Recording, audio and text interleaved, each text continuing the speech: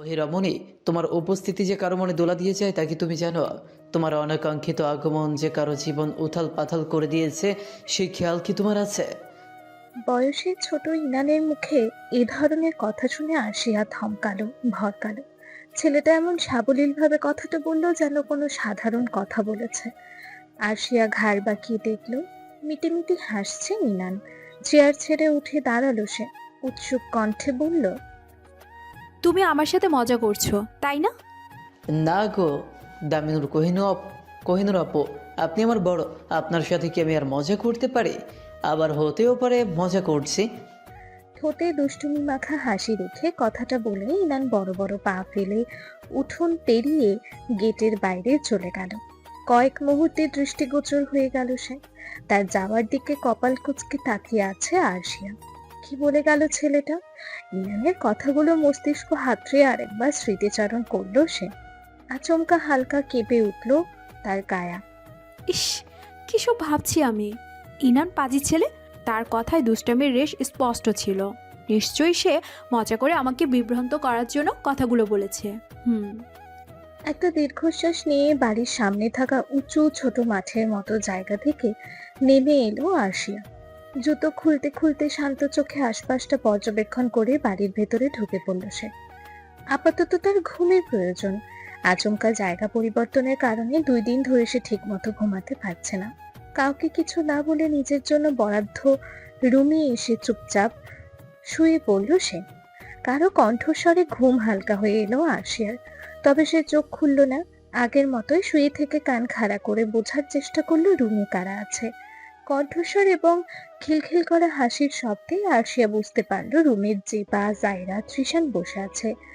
জেবা জায়রা সম্পর্কে আরশিয়ার দূর সম্পর্কের খালাতো বোন। তাদের মা আরশিয়ার মায়ের মামাতো বোন। অন্যদিকে তৃষানার আপন বড় মামার ছেলে। শোয়া থেকে সে উঠবে সেই মুহূর্তেই তার কানে এসে ঠেকলো চতুর্থ কোনো ব্যক্তির কণ্ঠ। নিচু প্রাণোচ্ছল কোনো পুরুষালী কণ্ঠ। শোয়া থেকে উঠল না আরশিয়া। বারংবার চেষ্টা করতে লাগলো কণ্ঠস্বরের মালিক কে তা মনে করার। কিন্তু সে কিছু বুঝে ওঠার আগেই কণ্ঠস্বরের মালিক রুম থেকে প্রস্থান করলো। যারা এইভাবে হেসো না, আপু ঘুমাচ্ছেন। তৃষান ভাইয়া চলো, আমরা বরং এখান থেকে যাই। জুবাই কথায় সম্মতি দিল দুজনে। তারা চলে গিয়েছে বুঝতে পেরে ধীরে সুস্থে শোয়া থেকে উঠে বসলো সে। বিছানা গুছিয়ে মুখ হাত ধুয়ে বাইরে বেরিয়ে এলো ঘর থেকে। তার মা, আন্টি, ছোট বড় সবাই বাড়ির সামনে থাকা বালি দিয়ে তৈরি মাঠে পাতা চেয়ারগুলোর মধ্যে বসে নিজেদের মতো গল্প করছে। বর্তমানে তারা আছে নীলাবরী গ্রামে, যেটা আরশিয়ার মায়ের মামা বাড়ি। এই মামা বাড়ি সম্পর্কে আরশিয়া শুনেছে তার মায়ের কাছে, কিন্তু তাদের কারো সম্পর্কে এসে পূর্বে অবগত ছিল না। আর না কখনো কারোর সাথে তার দেখা হয়েছে। এবারও হয়তো সে আসতো না। সে না করলে তার মাও বাঙালি মায়ের মতো সন্তানদের রেখে কোথায় সচরাচর যায় না। তবে এবার কি যেন হলো, সুমন আহমেদ জিদ ধরলেন তিনি যাবেন। তারা কেউ না গেলে তিনি ছোট ছেলে আরহামকে নিয়ে একাই রওনা দেবেন।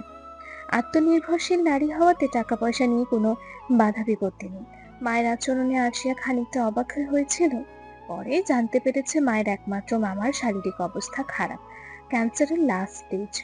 কেমো দিয়েও কোনো লাভ না হওয়াতে এখন বাড়িতে নিয়ে আসা হয়েছে। ওনার শেষ ইচ্ছে তিনি তার সব ছেলে মেয়ে, ভাগ্নে ভাগ্নি এবং তাদের ছেলে মেয়েকে একসাথে দেখতে চান। এসব শুনে আরশিয়া না করতে পারেনি। বিবেকে বাধা দিচ্ছে তার। থাক না, সব সময় তো মা তাদের জন্যই করে গিয়েছে। এবার না হয় তিনি একটু নিজের আত্মীয়দের সাথে দেখা করে আসুক। এবার না গেলে হয়তো ওনার আর মৃত্যু পথযাত্রীর মামাকে আর দেখা হবে না। এই ভেবে আশিয়াও আসতে রাজি হয়েছে। এসব চিন্তা করতে করতে ধীরে সুস্থে সে একটা চেয়ারে বসলো। চোখ দুটো তার ফোনের মাঝে আবদ্ধ। কোহিনূর আপু, তুমি ওখানে একা বসে আছো কেন? আমাদের সাথে এসে বসো। আশিয়া সামনে তাকিয়ে দেখলো কাজিন মহলে সবাই গোল করে চেয়ারে বসে আছে। জায়রার কথায় সবার চোখ এসে ঠেকলো আরশিয়ার উপর। এতগুলো মানুষ তার দিকে তাকিয়ে আছে বুঝতে পেরে আরশিয়া অস্বস্তি হতে লাগলো। না জায়রা, তার দরকার নেই। আমি এখানেই ঠিক আছি, তোমরা কথা বলো। কিন্তু কে শোনে কার কথা? চঞ্চলাবতী জায়রা উঠে এসে আরশিয়াকে নিয়ে তবেই ক্ষান্ত হলো। প্রথমত অপরিচিত মানুষ, সেই সাথে নিজের অন্তর্মুখী স্বভাবের কারণে আরশিয়া সবাইকে এক প্রকার এড়িয়ে চলছে। কিন্তু তারা হতে দিলে তো। হাই। অপ্রস্তুতভাবে হেসে বলল সে। জুবা একে একে সবার সাথে আরশিয়ার পরিচয় করিয়ে দিল। আশ্চর্যজনক হলেও 2 দিন অতিবাহিত হলেও সে এখনো কাউকে ঠিক মতো চেনে না। জুবা আর জায়দার নামেও সে দ্বিধায় পড়ে যায়। পরিচয় পর্ব শেষে তারা পুনরায় গল্পগুজবে ব্যস্ত হয়ে পড়লে আরশিয়া নীরবে একটা স্বস্তির নিঃশ্বাস নিয়ে ফোনের দৃষ্টি নিবদ্ধ করলো। এই নে তোদের স্প্রাইট। এই ঠান্ডার মধ্যে কি করে তোদের এসব খেতে ইচ্ছে করে বুঝি না বাপু। নে নে ধর, গলা খারাপ হলে তখন আমার দোষ দিতে পারবি না। কণ্ঠস্বর শুনে থেমে গেল আরশিয়ার হাত। এই তো সে কণ্ঠ। এই কণ্ঠস্বরের মালিককেই তো এতটা সময় ধরে সে চেনার চেষ্টা করছে। চোখ তুলে তাকাতেই নিজের সামনে এলোমেলো চুলে ক্লান্তি মাখা এক অপরিচিত যুবককে দেখতে পেল আরশিয়া। চোখ বুঝে চেয়ারে হেলান দিয়ে বড় বড় করে নিঃশ্বাস নিচ্ছে সে, যেন কত বড় কাজ করে এসেছে। আচমকা তার কি মনে হলো কে জানে, হুট করেই চোখ খুলে সে সরাসরি তাকালো আরশিয়ার দিকে। তার চোখাচোখি হতেই অস্বস্তিতে পড়ে গেল আরশিয়া। দ্রুত গতিতে চোখ সরিয়ে নিল, তবে সে বুঝতে পারছে যুবকটি এখন তার দিকে তাকিয়ে আছে। আরশিয়া বোঝার চেষ্টা করতে লাগলো কে এই যুবক। ওয়াসিম ভাই, সামান্য স্প্রাইট আনতে এতটা ক্লান্ত হয়ে গিয়েছো যে একেবারে হাত পা ছড়িয়ে বসে পড়লে। ইস, এতটা অলস তুমি কবে থেকে হলে? জুবার কথায় হেসে উঠল সবাই, তবে আরশিয়া হাসলো না। শুধু আর চোখে ওয়াসিম নাম পুরুষটিকে আরেকবার পরখ করে নিল। সোজা হয়ে বসলো ওয়াসিম, গলা ঝেড়ে টি শার্টের কলার ঠিক করতে করতে বলল, ক্লান্তির কথা তোরা কি বুঝবি? সারাদিন তো বসে বসে গল্প করিস। জানিস এতগুলো মানুষের প্রয়োজনীয় জিনিসপত্রের জন্য কত খাটাখাটনি করতে হচ্ছে?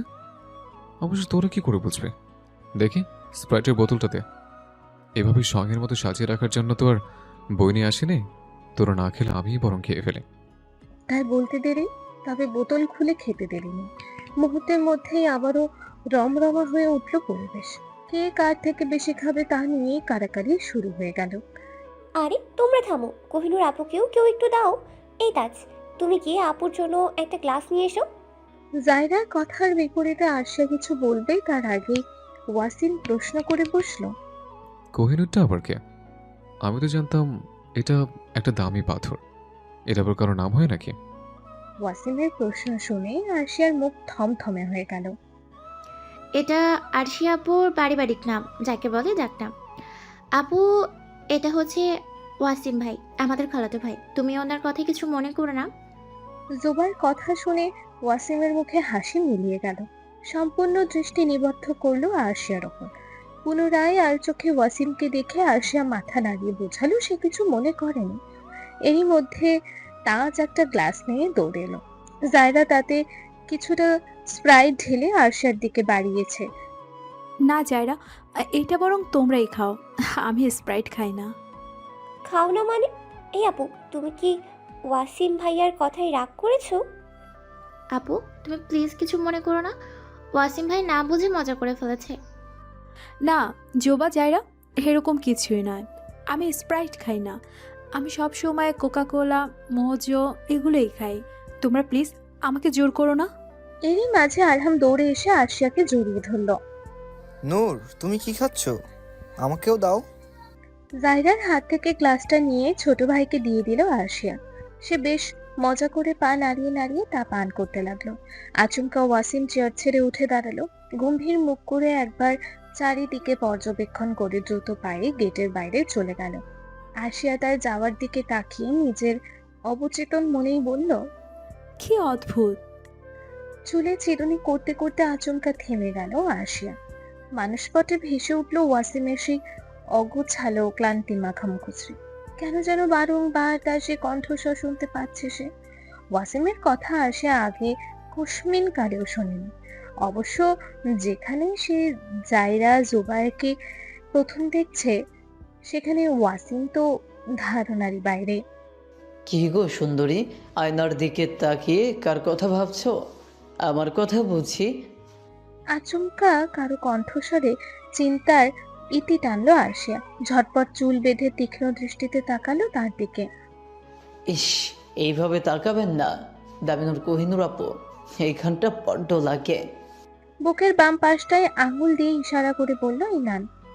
আন্টিকে তাহলে বলতে হবে ওনার ছেলেকে ডাক্তার দেখানোর জন্য।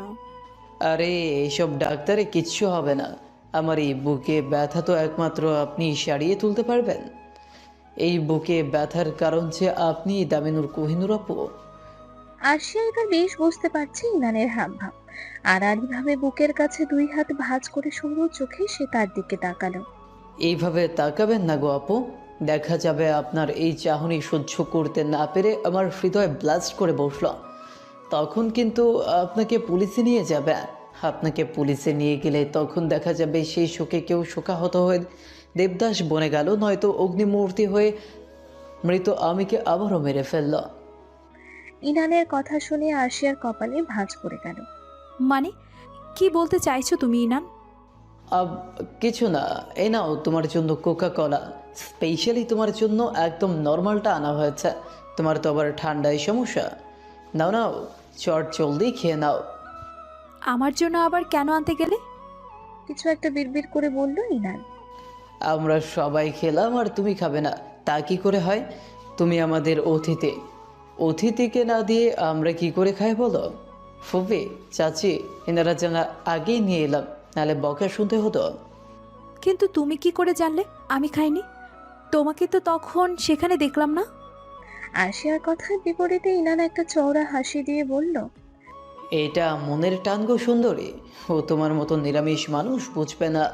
আমি গেলাম, তুমি খেয়ে এসো। তুমি কি কিছু খুঁজছো?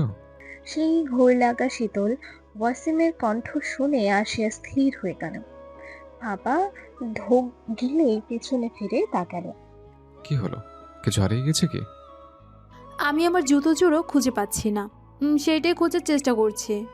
হতাশা মিশ্রিত কণ্ঠে বলল আরশিয়া। কি ধরনের? কালো রঙের, তাতে প্রজাপতি আঁকা আছে। আপনি কি দেখেছেন? তুমি এখানে বসো, আমি এক্ষুনি খুঁজে নিয়ে আসছি। দ্রুততার সাথে ওয়াসিম আরশিয়ার জুতোর খোঁজে লেগে পড়ল। 2 মিনিটের মাথায় সে হাজির। হাতে থাকা জুতো জোড়া আরশিয়ার দিকে বাড়িয়ে দিয়ে জিজ্ঞেস করলো। এটা নাকি, দেখো তো। জি, এটাই। আপনি কোথায় পেলেন? আরশিয়ার জুতো জেনে ওয়াসিমের ঠোঁটের কোণে হাসি ফুটে উঠল। তবে তা আরশিয়া বোঝার আগে নিজের মধ্যে চেপে রাখলো। সেটা তোমার না জানলেও চলবে। নাও, জুতো জোড়া পরে নাও। ওয়াসিম ভাই, তুমি কোহিনুর আপুর পায়ের কাছে কি করছো? নিচু হয়ে আরশিয়ার পায়ের সামনে রাখলো জুতো জোড়া। আচমকা জায়রার কণ্ঠ শুনে ওয়াসিম আরশিয়া উভয়েই ঘাবড়ে গেল। জায়রা পাশেই দাঁড়িয়ে আছে। ইনান একদম সূক্ষ্ম দৃষ্টিতে পর্যবেক্ষণ করছে দুজনকে। কি হলো ওয়াসিম ভাই, বললে না তো তুমি নিচে কি করছিলে? আসলে আমি আমার জুতো খুঁজে পাচ্ছিলাম না, উনি সেটা খুঁজে এনে দিয়েছেন। দুঃখিত, আপনাকে কষ্ট দিলাম। না, কোনো সমস্যা নেই। তোমার কোনো সমস্যা হলে তুমি নির্দ্বিধে আমাকে বলতে পারো। আরশিয়া সৌজন্য রক্ষার্থে হালকা হেসে ভেতরে চলে গেল। তোমার কোনো সমস্যা হলে তুমি নির্দ্বিধায় আমাকে বলতে পারো। কাহিনী কি ওয়াসিম ভাই? হুম, কই, আমাদের তো এত সুন্দর করে কোনোদিনও বলনি। দুষ্টুমি ভরা কণ্ঠে জিজ্ঞেস করলো জায়রা। তার কথা শুনে ওয়াসিম বিরক্তি নিয়ে আর চোখে তাকালো। কাহিনী কি মানে? কাহিনী কি মানে? কোনো কাহিনী নেই। সে নতুন, কাউকে চেনে না, তাই আত্মীয়তার খাতিরে বলেছে। এমনভাবে বলছিস যেন আমি তোদের কোনো সাহায্যই করিনি। তাই নাকি বড় ভাই? পিছন থেকে ওয়াসিমের কাঁধে হাত রেখে বলল ইনান। চোখে মুখে তার দুষ্টু মিছে আছে। ওয়াসিম বিরক্তি নিয়ে কাঁধ থেকে হাতটা সরিয়ে দ্রুত স্থানটা ত্যাগ করলো। সবেমাত্র রাত 9টা বাজে। শহরের মানুষের জন্য এটা মাত্র হলেও গ্রামে 9টা মানেই অনেক রাত। চুপচাপ মুখ গোমড়া করে চেয়ারে বসে আছে আরশিয়া। মনে মনে সে একটু বিরক্তই বটে। গত 3 দিন ধরে তার খাওয়া দাওয়া ঘুম সব উল্টাপাল্টা হয়ে গিয়েছে। ঠিকমতো খাওয়া ঘুম না হওয়ার কারণে তার বেশ অস্থির অস্থির লাগছে। সুমনা আহমেদকে বলেও কোনো লাভ হয়নি, বরং তিনি উল্টো অসামাজিক বলে গালমন্দ করলেন।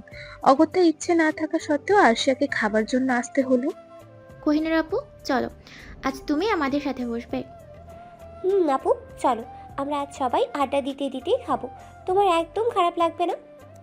না আপুরা, তোমরা খাও, আমি মায়ের সাথেই বসবো। আরে ধুর, বড়দের মাঝে বসে কি খাবার খাওয়া যায় নাকি? বড়দের সাথে বসলে তো একটু মজা করে কথাও বলা যায় না, সবসময় মেপে মেপে কথা বলতে হয়। মুখ ভার করে বলল জায়রা। জুবা গিয়ে সুমন আহমেদকে টেনে নিয়ে এলো। আন্টি, আপনি একটু আপুকে বলুন না আমাদের সাথে বসতে। আপু বড় হয়েছে কত, এখনো আপনার সাথে লেগে লেগে থাকে। এরকম হলে কি চলে? সুমন আহমেদ মুখে হাসি রেখে বললেন, আর বলো না মা, মেয়েটা একা কোথাও যেতে চায় না, সব সময় নিজেকে গুটিয়ে রাখতে চায়।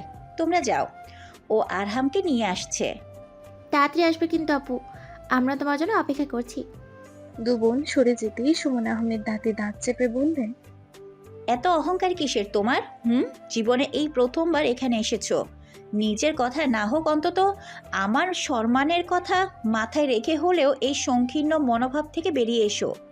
দেখো, তোমার থেকেও বয়সের ছোট মেয়েগুলো তোমার সাথে কি সুন্দর করে মিশে গিয়েছে, আর তুমি এসেছো পর্যন্ত কারোর সাথে দুদণ্ড মন খুলে কথা বলনি। অবশ্য বলবে কেমন করে? এটা তো আমার মামার বাড়ি, এদের সাথে কথা বললে তো আবার তোমাদের জাত চলে যাবে। আমার কপালটাই খারাপ। মাথা নিচু করে যথাসম্ভব চোখের জল আটকানোর চেষ্টা করছে আরশিয়া। জোরে একটা নিঃশ্বাস নিয়ে নিজেকে শান্ত করলো সে। সমস্ত অস্বস্তিকে জোর করে নিজের মধ্যে চাপা দিয়ে জায়রার পাশে চেয়ারটায় বসলো আরশিয়া। আপু, তুমি এসেছো? ইস, তোমাকে বলে বোঝাতে পারবো না আমি কতটা খুশি হয়েছি। অতপর এতদিন পর আজ তুমি আমাদের সাথে যোগ দিলে। এক পাশ থেকে আরশিয়াকে হালকা করে জড়িয়ে ধরে কথাগুলো বলল জায়রা। জায়রার বাচ্চামো আচরণ দেখে মুচকি হাসলো আরশিয়া। এ কয়দিনই সে বুঝতে পেরে গেছে মেয়েটা অনেক সহজ সরল আর মিশুক। তা না হলে কি নিজের থেকে বয়সে বড় কারোর সাথে এতটা সহজ কেউ হতে পারে? দেখি দেখি, কোহিনূরকে ছাড় তুই। মেয়েটাকে এভাবে জড়িয়ে ধরে মেরে ফেলবি নাকি? এমনিতেই শরীরে শুধু হাড় গোড়াছে, এভাবে চেপে ধরলে তো তাও ভেঙে গুঁড়ো গুঁড়ো হয়ে যাবে। তৃষানের কথা শুনে সবাই হেসে ফেলল। জায়রা মুখ ভেঙচি দিয়ে আরশিয়াকে ছাড়ার বদলে আরো শক্ত করে জড়িয়ে ধরল। লজ্জা, অস্বস্তি, ঝাল সব মিলিয়ে আরশিয়ার নাকের পানি চোখের পানি মিলেমিশে এক করুণ অবস্থা। ইচ্ছের বিরুদ্ধে খেতে বসেছিল সে, কিন্তু সেখানেও বাঁধল বিপত্তি। আন্টি, ওকে মধুটা দিন, এটা খেলে একটু আরাম লাগবে। ওয়াসিমের হাত থেকে মধুর বোতলটা নিয়ে আরশিয়াকে খাইয়ে দিলেন সুমন আহমেদ। জুবা টিস্যু এগিয়ে দিলে তা দিয়ে মুখ পরিষ্কার করে বড় বড় নিঃশ্বাস নিয়ে নিজেকে দ্রুত স্বাভাবিক করার চেষ্টা করলো আরশিয়া। সুমনা, তোর মেয়ে যে ঝাল খেতে পারে না, আমাদের বলবি না? তাহলে আর একটু ঝাল কম দেওয়া হতো। জায়রার মা বলল, দেখো তো মেয়েটার ঝালে কি অবস্থা হয়েছে, চোখ মুখ একেবারে লাল হয়ে গিয়েছে। নাও মা, আরেকটু মধু মুখে দাও। জায়রার বড় মামি আরশিয়ার মাথা হাত রেখে বললেন, তোমরা যে এতটা ঝাল খাও তা তো আমি আগেই জানতাম না। ভেবেছিলাম দুদিন তো খেয়েছে, এতটুকু ঝাল হয়তো সে মানিয়ে নেবে, কিন্তু এত বেশি বেশি হয়ে যাবে বুঝতে পারলে তো বলেই দিতাম। হয়েছে, এখন কথা কাটাকাটি করে লাভ নেই। মামুনি, তুমি বলতে পারতে আমাদের, আমরা অন্য কিছুর ব্যবস্থা করে দিতাম। ইলমা, যা তো, তোর ভাবির সাথে গিয়ে কিছু একটা রান্না করে নিয়ে আয়। মেয়েটা কি সারা রাত না খেয়ে থাকবে নাকি? জায়রার বড় মামা ইকবাল সাহেব বললেন, না মামা, আমি ঠিক আছি, আমি আর কিচ্ছু খাবো না, আমার খিদে মিটে গেছে। চুপ করো তুমি, আমাদের থেকে বেশি বোঝো না। এই সুমনা, তুই তোর মেয়ের কাছে থাক, ভাবি চলো দেখি কি রান্না করা যায়। সুমন আহমেদ মেয়ের পাশে দাঁড়িয়ে মাথায় হাত বোলাতে লাগলেন, মুখে স্পষ্ট চিন্তার ছাপ। মাথা ঘুরাচ্ছে? না মামা, আমি ঠিক আছি, না বুঝে মরিচও খেয়ে ফেলেছি বলে বেশি ঝাল লেগেছে। তোকে ওদের সাথে বসতে দেওয়াটাই আমার ভুল হয়েছে। আমার কপালটাই খারাপ। এত বড় মেয়ে অন্ধের মতো খাওয়ার সময় মরিচ খেয়ে বসে আছে। কবে বড় হবে তুমি? নিজের জন্য এখন কথা না বললে কবে বলবে? আমরা যেদিন থাকবো না সেদিন কি করবে শুনি? আমার ছোট ছেলেটাও তোমার থেকে বেশি বুঝদার। এবার তো একটু বড় হও। মায়ের মিষ্টি ধমক শুনে আরশি আলতো হেসে মায়ের কোমর জড়িয়ে ধরল। কিন্তু সুমন আহমেদের চিন্তার অন্ত নেই। মেয়েটা যে বড্ড সহজ সরল আর অন্তর্মুখী। বুক ফাটবে তবু যেন তার মুখ ফাটে না। আচমকা ক্যামেরার শব্দে আরশিয়া পাশে তাকিয়ে দেখলো মুখে চওড়া একটা হাসি ঝুলিয়ে ফোনের দিকে তাকিয়ে আছে ইনান। দেখি দেখি, এই তো, বাহ, এটা তো আরও সুন্দর। ঝাল লাগার ফলে আর যাই হোক, দামিনুর কোহিনুর আপুর আরও একটা রূপের দেখা মেরে গেল। আপনার ওই লাল লাল নাকটা এতটা সুন্দর, পুরোই চেরি টমেটোর মতো। শেষের কথাটা আরশিয়ার কানের সামনে এসে নিচু স্বরে বলল ইনান। আরশিয়া চোখ বড় বড় করে একবার ইনানের দিকে তো একবার তার মায়ের দিকে তাকাচ্ছে। তার মুখভাব দেখে ইনান তো হেসে লুটেপুটে খাওয়ার অবস্থা। আরশিয়াকে আরো বিভ্রান্ত করার জন্য সে চোখ মেরে হাসতে হাসতেই সরে গেল। কি সাংঘাতিক ছেলে রে বাবা। ইনান সম্পর্কে জায়রার মামাতো ভাই, ইকবাল সাহেবের বড় ছেলে সে। বয়সে জায়রা জুবা থেকে বড় হলেও আরশিয়া থেকে বেশ ছোট সে, কিন্তু মাঝে মাঝে আরশিয়ার মনে হয় ইনানি বুঝি তার বড়। খাওয়া দাওয়া শেষে সবাই আবারও গল্পে মেতে উঠলো। ছেলেরা টেবিল চেয়ার সরিয়ে রাখছে, বাড়ির বউ মেয়েরা রান্নাঘরের দৌড়ে বসে আড্ডা দিচ্ছে। আরহাম তার বয়সী বাচ্চাদের সাথে দৌড়ঝাঁপ করতে ব্যস্ত। এই কয়েকদিনে তোলা ছবিগুলো ইনান খুঁটিয়ে খুঁটিয়ে দেখছে আর বিশ্লেষণ করছে। বাকিরা সবাই মৌমাছির মতো তাকে ঘিরে ধরেছে। কি রে বিচ্ছুর দল, এত মনোযোগ দিয়ে কোন রতন দেখা হচ্ছে শুনি? আমি একটু দেখি তোমরা কি এমন দেখেছো। মুহূর্তেই ফোন বদল হয়ে ওয়াসিমের হাতে চলে এলো। 2-3টে ছবি দেখার পর হঠাৎ তার আঙুল থেমে গেল। 2-3বার পলক ফেলে সে স্ক্রিনে তাকিয়ে মনোযোগ দিয়ে কিছু দেখতে লাগলো।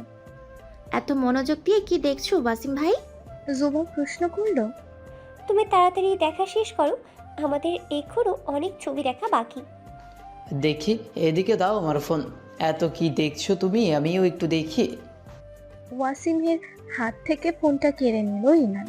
স্ক্রিনের দিকে ভ্রু কুচকাতে ওয়াসিমের দিকে তাকিয়ে জিজ্ঞেস করলো, তুমি এত মনোযোগ দিয়ে মাহার ছবি দেখছিলে? মাহা? কিন্তু আমি তো। বাকি কথা না বলে সে গলা এগিয়ে ফোনের দিকে তাকিয়ে ছবিটা আরেকবার দেখে নিল। জায়রার বয়সে একটা মেয়ের ছবি ঝলঝল করছে ইনানের মোবাইলে। ওয়াসিম গলা ঝেড়েই বলল, এমনিতে দেখছিলাম, অনেকদিন দেখিনি তো, তাই হুট করে চিনতে পারিনি। ছবিটা দেখে মনে করার চেষ্টা করছিলাম এটা কে। তাই নাকি ওয়াসিম ভাই, নাকি ঘটনা অন্য কিছু? আমি যা ভাবছি তাহলে কিন্তু বলতে পারো। পরের বছরই তো আমাদের স্কুল জীবন শেষ, তখন না হয় তোমাদের একটা ব্যবস্থা আমি করে দেব। সাথে তো যুবা আপুও আছে, কি বলো আপু? ওয়াসিম বিরক্তি নিয়ে জায়রার মাথায় হালকা বাড়ি মারল। চুপ কর বজ্জাত মেয়ে, বেশি পেকে গেছিস না? খালাকে বলতে হবে, মেয়ের মন বেশি উড়ু উড়ু করছে। আমার আগে তোকে বিদায় করা দরকার। যাও যাও, দেখি কিভাবে মাকে বলতে পারো। আমিও তোমার কথা বলে দেব। কি বলবি? ওটা তো আমার ফোনও ছিল না, এটা ছিল ইনানের, আর ছবিও ছিল তার ফোনে। আমি তো শুধু দেখছিলাম, এমনও তো হতে পারে ইনানের মাঝে কোনো ঘাপলা আছে। ওয়াসিমের কথা শুনে ইনান হকচকিয়ে গেল। ভাই, তুমি এইসব কি বলছো? কেন আমার নামে এরকম ঝুটা কথা বলছো? এরকম মিথ্যাচার করলে আমি সারা জীবন সিঙ্গেলে থেকে যাব। হয়েছে বাবা, তোমরা ঝগড়া করো না। জায়রা, তুমি জানো কাল মাহারা আসছে? কি বলো আপু? তাহলে তো বেশ ভালো হবে। আমরা সবাই মিলে অনেক মজা করব, সাথে কোহিনূর আপুকেও নেব। আপু অনেক বেশি ইন্ট্রোভার্ট, এখনো সহজ হতেই পারেনি। ওসব রাখো, এটা বল মাহা এখানে কেন আসছে? ইনান ভাই, এই গ্রামে একা তুমি থাকো না, এটা মাহার নানা বাড়ি, তো সে বুঝি এখন তোমার জন্য এখানে আসবে না? সে আসুক ঘুরুক, তাতে আমার কিচ্ছু যায় আসে না। তবে ও যদি আমাদের সাথে থাকে তাহলে আমি তোদের সাথে নেই। বেশ বিরক্তি নিয়ে বলল ইনান। কেন কেন, মাহা কি তোমাকে কামড়িয়েছে নাকি? জায়রা, ইনান, তোরা কি শুরু করেছিস বলতো? এখন যা, ভেতরে যা, অনেক রাত হয়েছে, ঠান্ডা বেশি পড়ছে, আর বেশিক্ষণ বাইরে থাকলে সর্দি কাশি শুরু হয়ে যাবে। যা যা, তাড়াতাড়ি কম্বলের ভেতরে যা। জায়রা, জুবা সহ সব বাচ্চা কাচ্চাদের ওয়াসিম ভেতরে পাঠিয়ে দিল।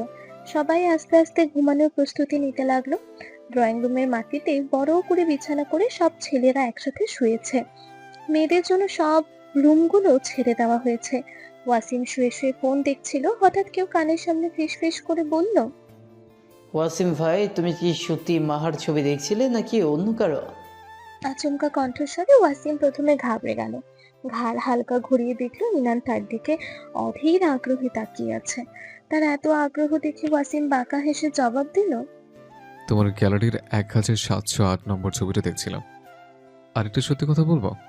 ইনান বোকার মতো বলল। কি?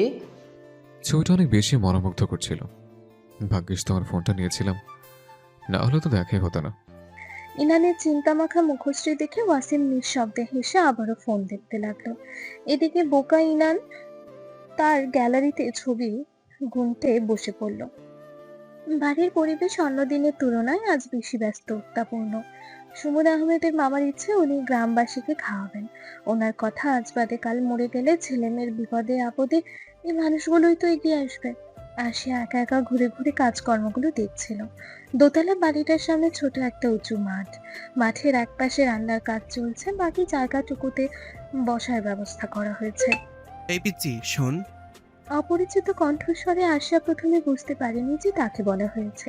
সে পেছনে না ফিরে এগিয়ে যেতে নিলে পুনরায় আবারও সেই কণ্ঠস্বর শুনতে পেল। এই পিচ্চি শুনতে পাওনি? আমাকে বললেন? আশেপাশে তুমি ছাড়া আর কোনো বাচ্চা কাচ্চাকে দেখছো? কিছুটা বিরক্তি নিয়ে বলল যুবকটি। অপরিচিত যুবকের কাছ থেকে প্রথম দেখায় এই ধরনের ব্যবহারে আসিয়া কিছুটা বিব্রত হলো।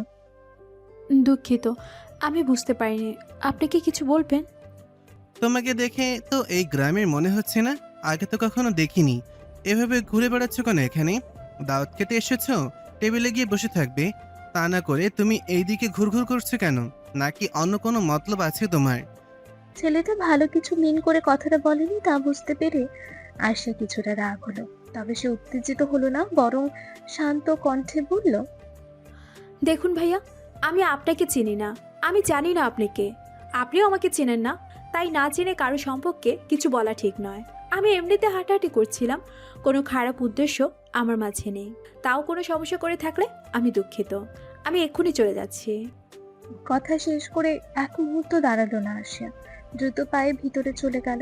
ছেলেটা মুখে বিরক্তি ভাব নিয়ে বলল, দুদিনের পিচ্চির কি তেজ! ভুল করবে আবার কিছু বলাও যাবে না। কার না কার বাচ্চা কিছু হয়ে গেলে তখন আমাদের ওপর দোষ এসে পড়বে। কি মাহিম ভাই, বিড়বিড় করে কি বলছো? আরে ইনান, তুমি দেখো না, এক পিচ্চি এইদিকে হাঁটাহাঁটি করছিল বলে সরে যেতে বলছিলাম, আর সে আমাকে বড় বড় ভাষণ দিয়ে ঘরের ভেতর চলে গেল। আবার কোন পিচ্ছি তোমাকে কথা শোনালো? আমাদের আন্ডা বাচ্চাগুলো নাকি? না, এই গ্রামের বা তেমন কেউ না, আজকেই প্রথম দেখলাম। ইনান কিছু একটা ভেবে বলল, মেয়েটা কি বাচ্চা বাচ্চা দেখতে? মাথায় কি একটা ঝুঁটি করা ছিল? তুমি চেনো নাকি? ইনান কপাল চাপড়ে হাসতে হাসতে বলল, উনি আমাদের কাজিন, সম্পর্কে আমার দুঃসম্পর্কের ফুফাতো বোন। এবার এই প্রথম এসেছে বলে তুমি চিনতে পারোনি। আর উনি পিচ্ছি বাচ্চা না, বয়সে আমার থেকেও বড়। অনার্স থার্ড ইয়ারে পড়ে। অনার্স?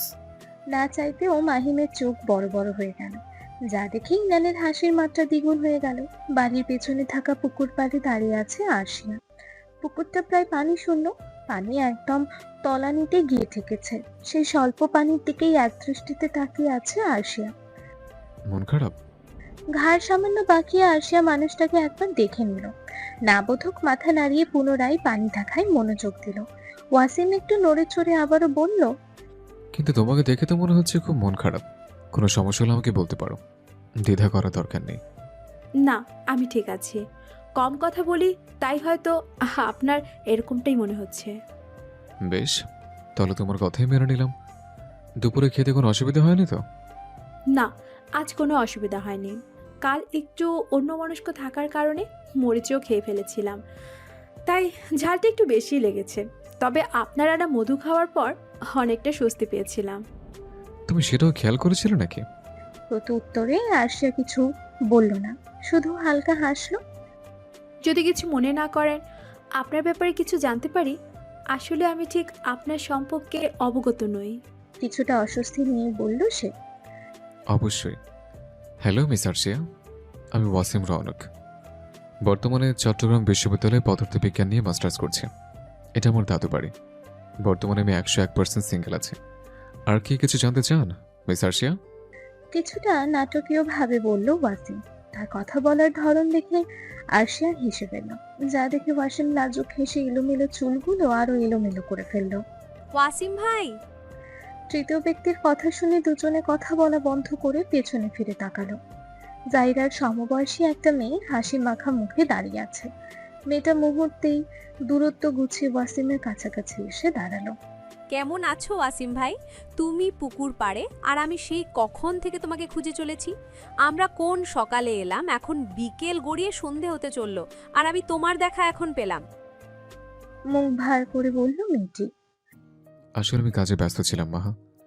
এতগুলো মানুষের খাবারের দায়িত্ব সবই হাতে হাতে কাজ না করলে সামলানো তো মুশকিল। তুমি কেন খুঁজছিলে? জরুরি কিছু নাকি? বারে, আমি বুঝি তোমাকে এমনি খুঁজতে পারি না? না তা নয়, তবে প্রয়োজন ছাড়া তো কেউ কারো খোঁজ তেমন একটা নেওয়ার প্রয়োজন মনে করে না। তুমি কি বলো আরশিয়া? ওয়াসিম যে হুট করে তাকে কিছু বলে বসবে তা আশা বুঝতে পারেনি। পরিস্থিতি সামলানোর জন্য কোনো মতে মাথা নেড়ে সম্মতি জানালো। ওয়াসিমের পাশে অপরিচিত একটা মেয়েকে দেখে মাহার হাসি হাসি ভাবটা উবে গেল। এটা কে ওয়াসিম ভাই? তোমার পরিচিত কেউ তোমার সাথে এসেছে? তোমার বন্ধু নাকি অন্য কিছু? ওয়াসিম আর চোখে আরশিয়ার দিকে তাকিয়ে বলল, পরিচিত তো বটে, তবে এখনো বন্ধু হয়ে উঠতে পারেনি। তবে কেউ চাইলে বন্ধু হতে পারে, কিংবা তারও বেশি কিছু। আরশিয়া বিপরীতে কিছুই বলল না, চুপচাপ দাঁড়িয়ে রইল। ওয়াসিমের হেয়ালি মেশানো কথা মাহার মোটেও পছন্দ হলো না। সে অধৈর্য মাখা কণ্ঠে আবারও জিজ্ঞেস করলো, উফ ওয়াসিম ভাই, এ তো হেয়ালি করো না, সোজাসুজি বলো উনি কে, তোমার কি হয়? ও হচ্ছে আরশিয়া, দাদুর একমাত্র ভাগ্নির মেয়ে। আমাদের দুঃসম্পর্কের কাজিন। প্রথমবার এসেছে, তাই তুমি চিনতে পারছো না। আরশিয়া, এটা হচ্ছে মাহা। সংক্ষেপে যদি বলি, এটা হচ্ছে জায়রার ফ্রেন্ড। আচ্ছা তোমরা থাকো, আমি এবার গেলাম, দেখি কাজ কত দূর এগিয়েছে। আরশিয়া, তুমি চাইলে থাকতে পারো, তবে অন্ধকার হওয়ার আগেই সরে এসো, তাহলে মশার কামড় খেতে হবে। আরশিয়া মাথা নাড়িয়ে সম্মতি জানাতে ওয়াসিম চলে গেল। তার সাথে কথা না বলে চলে যাওয়াতে মাহা মুখ ভার করে দাঁড়িয়ে রইল। গলা ছেড়ে আরশিয়া জানতে চাইলো, তুমি কি দাঁড়াবে নাকি চলে যাবে? গেলে চলো, একসাথে যাই। আরশিয়ার কথার উত্তর না দিয়ে মাহা আগে আগে হাঁটতে লাগলো। কিরে মাহা, কোথায় চলে গিয়েছিলি? মা তোকে খুঁজছে তো, যা তাড়াতাড়ি, তা না হলে পিঠের উপর পড়তে দেরি হবে না। কি বলো দা ভাই, আগে বলবে না? আজ কপালে দুঃখ আছে মনে হয়। কথাটা বলতে বলতেই মায়ের খোঁজে ছুট লাগালো মাহা। মাহিমের পাশ কেটে যেতে গেলে সে দ্রুত আরশিয়ার পথ আটকে ফেললো। সরি, আসলে আমি তখন বুঝতে পারিনি তুমি এ বাড়ির আত্মীয়। আমি ভেবেছিলাম তুমি হয়তো বাইরের কেউ, কোনো ঝামেলা হবে সেটা ভেবে আমি তোমাকে সরে যেতে বলেছিলাম। তোমার সম্পর্কে আগে থেকে জানলে এরকম কোনো কিছুই বলতাম না। তুমি প্লিজ রাগ করো না। ঠিক আছে ভাইয়া, সমস্যা নেই, আমি কিছু মনে করিনি। কথোপকথন আর না বাড়িয়ে আরশিয়া মাহিমকে পাশ কাটিয়ে নিজের মায়ের কাছে চলে গেল। আরশিয়ার এতটা অনাগ্রহ মাহিমের কিছুটা গায়ে লাগলো। একা একা রুমে বসে সাথে নিয়ে আসা বই পড়ছিল আরশিয়া। হুট করে কোথা থেকে যেন বাচ্চা কাচ্চা সবগুলো রুমে এসে জড়ো হয়ে গেল। রুমে ঢুকেই সবাই নিজেদের বসার জায়গা করে নিল।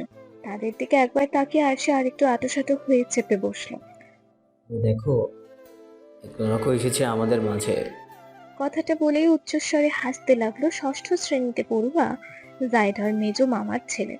বিপরীত আরশিয়া হালকা হেসে বলল, কেন, বই পড়া খারাপ নাকি? চাইলে তুমিও পড়তে পারো, আমি সাথে করে আরও এনেছি। ছি, এসব অকাজের বই আমি পড়ি না। কিভাবে যে তোমরা এসব পড়ো? এক প্রকার নাক সিটকে বলল সে। বই পড়ার জন্য মন লাগে, পড়ার আগ্রহ লাগে, তা না হলে শত চেষ্টার পরও লাভ নেই। আরশিয়ার শান্ত ভাষায় বলা কথাগুলো শুনে বাচ্চাটা মুখ বেঁকিয়ে চলে গেল, যা কারোই চোখ এড়াই যায়নি। আপু, তুমি প্লিজ কিছু মনে করো না। আসলে রুদ্র একটু চঞ্চল দুষ্টু টাইপ, ও না বুঝে তোমাকে বলে ফেলেছে। সমস্যা নেই জোবা, ও ছোট মানুষ, এখনো কার সাথে কি ধরনের ব্যবহার করতে হয় তা বুঝতে শেখেনি। তবে আমি আশা করছি দ্রুত সে বুঝতে পারবে। বিকেলের দিকে একটু ঘুমিয়েছিল আরশিয়া। জেগে দেখলো 8টা বেজে গিয়েছে। আশেপাশেও কেউ নেই। মুখ হাত ধুয়ে বিছানা ঠিক করছিল সে, তখনই ওয়াসিম এসে উপস্থিত হলো। আব্বু সরি, আমি মনে করেছিলাম জায়রা জুবা এখানে আছে। হয়তো বাহিরে আছে, আমি মাত্রই ঘুম থেকে উঠেছি, তাই বলতে পারছি না তারা কোথায়। বালিশটা ঠিক করে বলল আরশিয়া। ওয়াসিম চলে যেতে নিলেও আবারও পেছনে ফিরে জিজ্ঞেস করলো, তুমি কি কিছু খাবে? চা এনে দেবো? থাক, আপনার কষ্ট করতে হবে না। এই অসময়ে চা খেতে চেয়ে কাউকে বিরক্ত করতে চায় না। বিপরীতে ওয়াসিম কিছু না বলেই চলে গেল। সব গুছিয়ে আরশিয়া বাইরে যাবে সে সময় তার ফোন বেজে উঠল। কেমন আছো বাবা? আমি ঠিক আছি মা, তোমরা কেমন আছো? আজ তো একবার ফোন দাওনি, তাই আমিই দিলাম। আমরা ভালো আছি। আমি মাত্রই ঘুম থেকে উঠলাম। তোমাকে ফোন দেওয়ার কথা একদমই মাথা থেকে বেরিয়ে গিয়েছিল। তুমি খেয়েছো? হ্যাঁ, সন্ধ্যাবেলা দোকানে গিয়ে খেয়েছি। তুমি কি খেয়েছো? কিছুক্ষণ পর রাতের খাবার খাবো। তোমার খুব অসুবিধা হচ্ছে তাই না? রেখে আসা রান্নাগুলো তো মনে হয় শেষ। কিছুটা চিন্তিত হয়ে বলল আরশিয়া। তোমরা কবে ফিরবে? বেশ অনেকদিন তো হলো। তোমার ভার্সিটি, ছেলেটার স্কুল সব সব কামে হচ্ছে না। আর আমার স্কুল থেকে অলরেডি 2বার মেসেজ এসেছে। আরশিয়া কিছুটা সময় নীরব থেকে ধীর কণ্ঠে বলল, চলে আসবো কিছুদিনের মধ্যেই। তুমি তাড়াতাড়ি খেয়ে ঘুমিয়ে যেও। বেশি রাত পর্যন্ত বাইরে থেকো না, সাবধানে থেকো। রাখছি। ফোন কেটে দিয়ে আরশিয়া এক দৃষ্টিতে নিচের দিকে তাকিয়ে রইল। আপু, এই নাও তোমার চা। জায়রার কণ্ঠে তার ধ্যান ভাঙত। চায়ের কাপটা নিয়ে প্রশ্নবোধক চাহনিতে আরশিয়া জায়রার দিকে তাকালো। ধন্যবাদ, কিন্তু তুমি হঠাৎ জানিয়ে এলে যে? আমি তো বাহিরেও যাইনি। ওয়াসিম ভাই গিয়ে বললো তুমি উঠে গিয়েছো, তোমার নাকি খিদে পেয়েছে, যেন তোমাকে চা সাথে বিস্কুট দিয়ে আসা হয়, তাই মা আমাকে পাঠালো। নাও নাও, খেয়ে নাও, না হলে ঠান্ডা হয়ে গেলে ভালো লাগবে না। আরশিয়া বিস্কিট নিল না, শুধু চায়ের কাপটা নিল।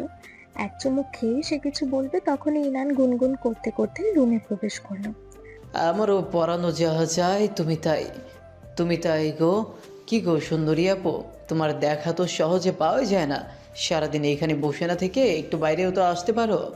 তোমাকে দেখার জন্য যে কেউ ছটফট করে সেটা কি তুমি বোঝো না? না পারে কইতে, না পারে সইতে। এখানে আসার জন্য তো একটা কারণ দরকার। সব সময় কি আর এত কারণ পাওয়া যায়? কিন্তু তুমি যদি বাইরে থাকো তাহলে তো কোনো ঝামেলাই হলো না। এসব তুমি কি বলছো ইনান ভাই? তোমার কথাগুলো আমার সুবিধা লাগছে না। তো আর কি, ওনাকে দেখার জন্য সে কখন থেকে আমার চোখে চূড়া ছটফট করছে। এদিকে উনি ঘুমন্ত রাজকন্যার মতো ঘুমিয়েছিলেন। আপনি বড্ড নিষ্ঠুর দামি নূর কোহিনূর। আমার মতো নিষ্পাপ শিশুকে অপেক্ষা করিয়ে আপনি মোটেও ঠিক করেননি।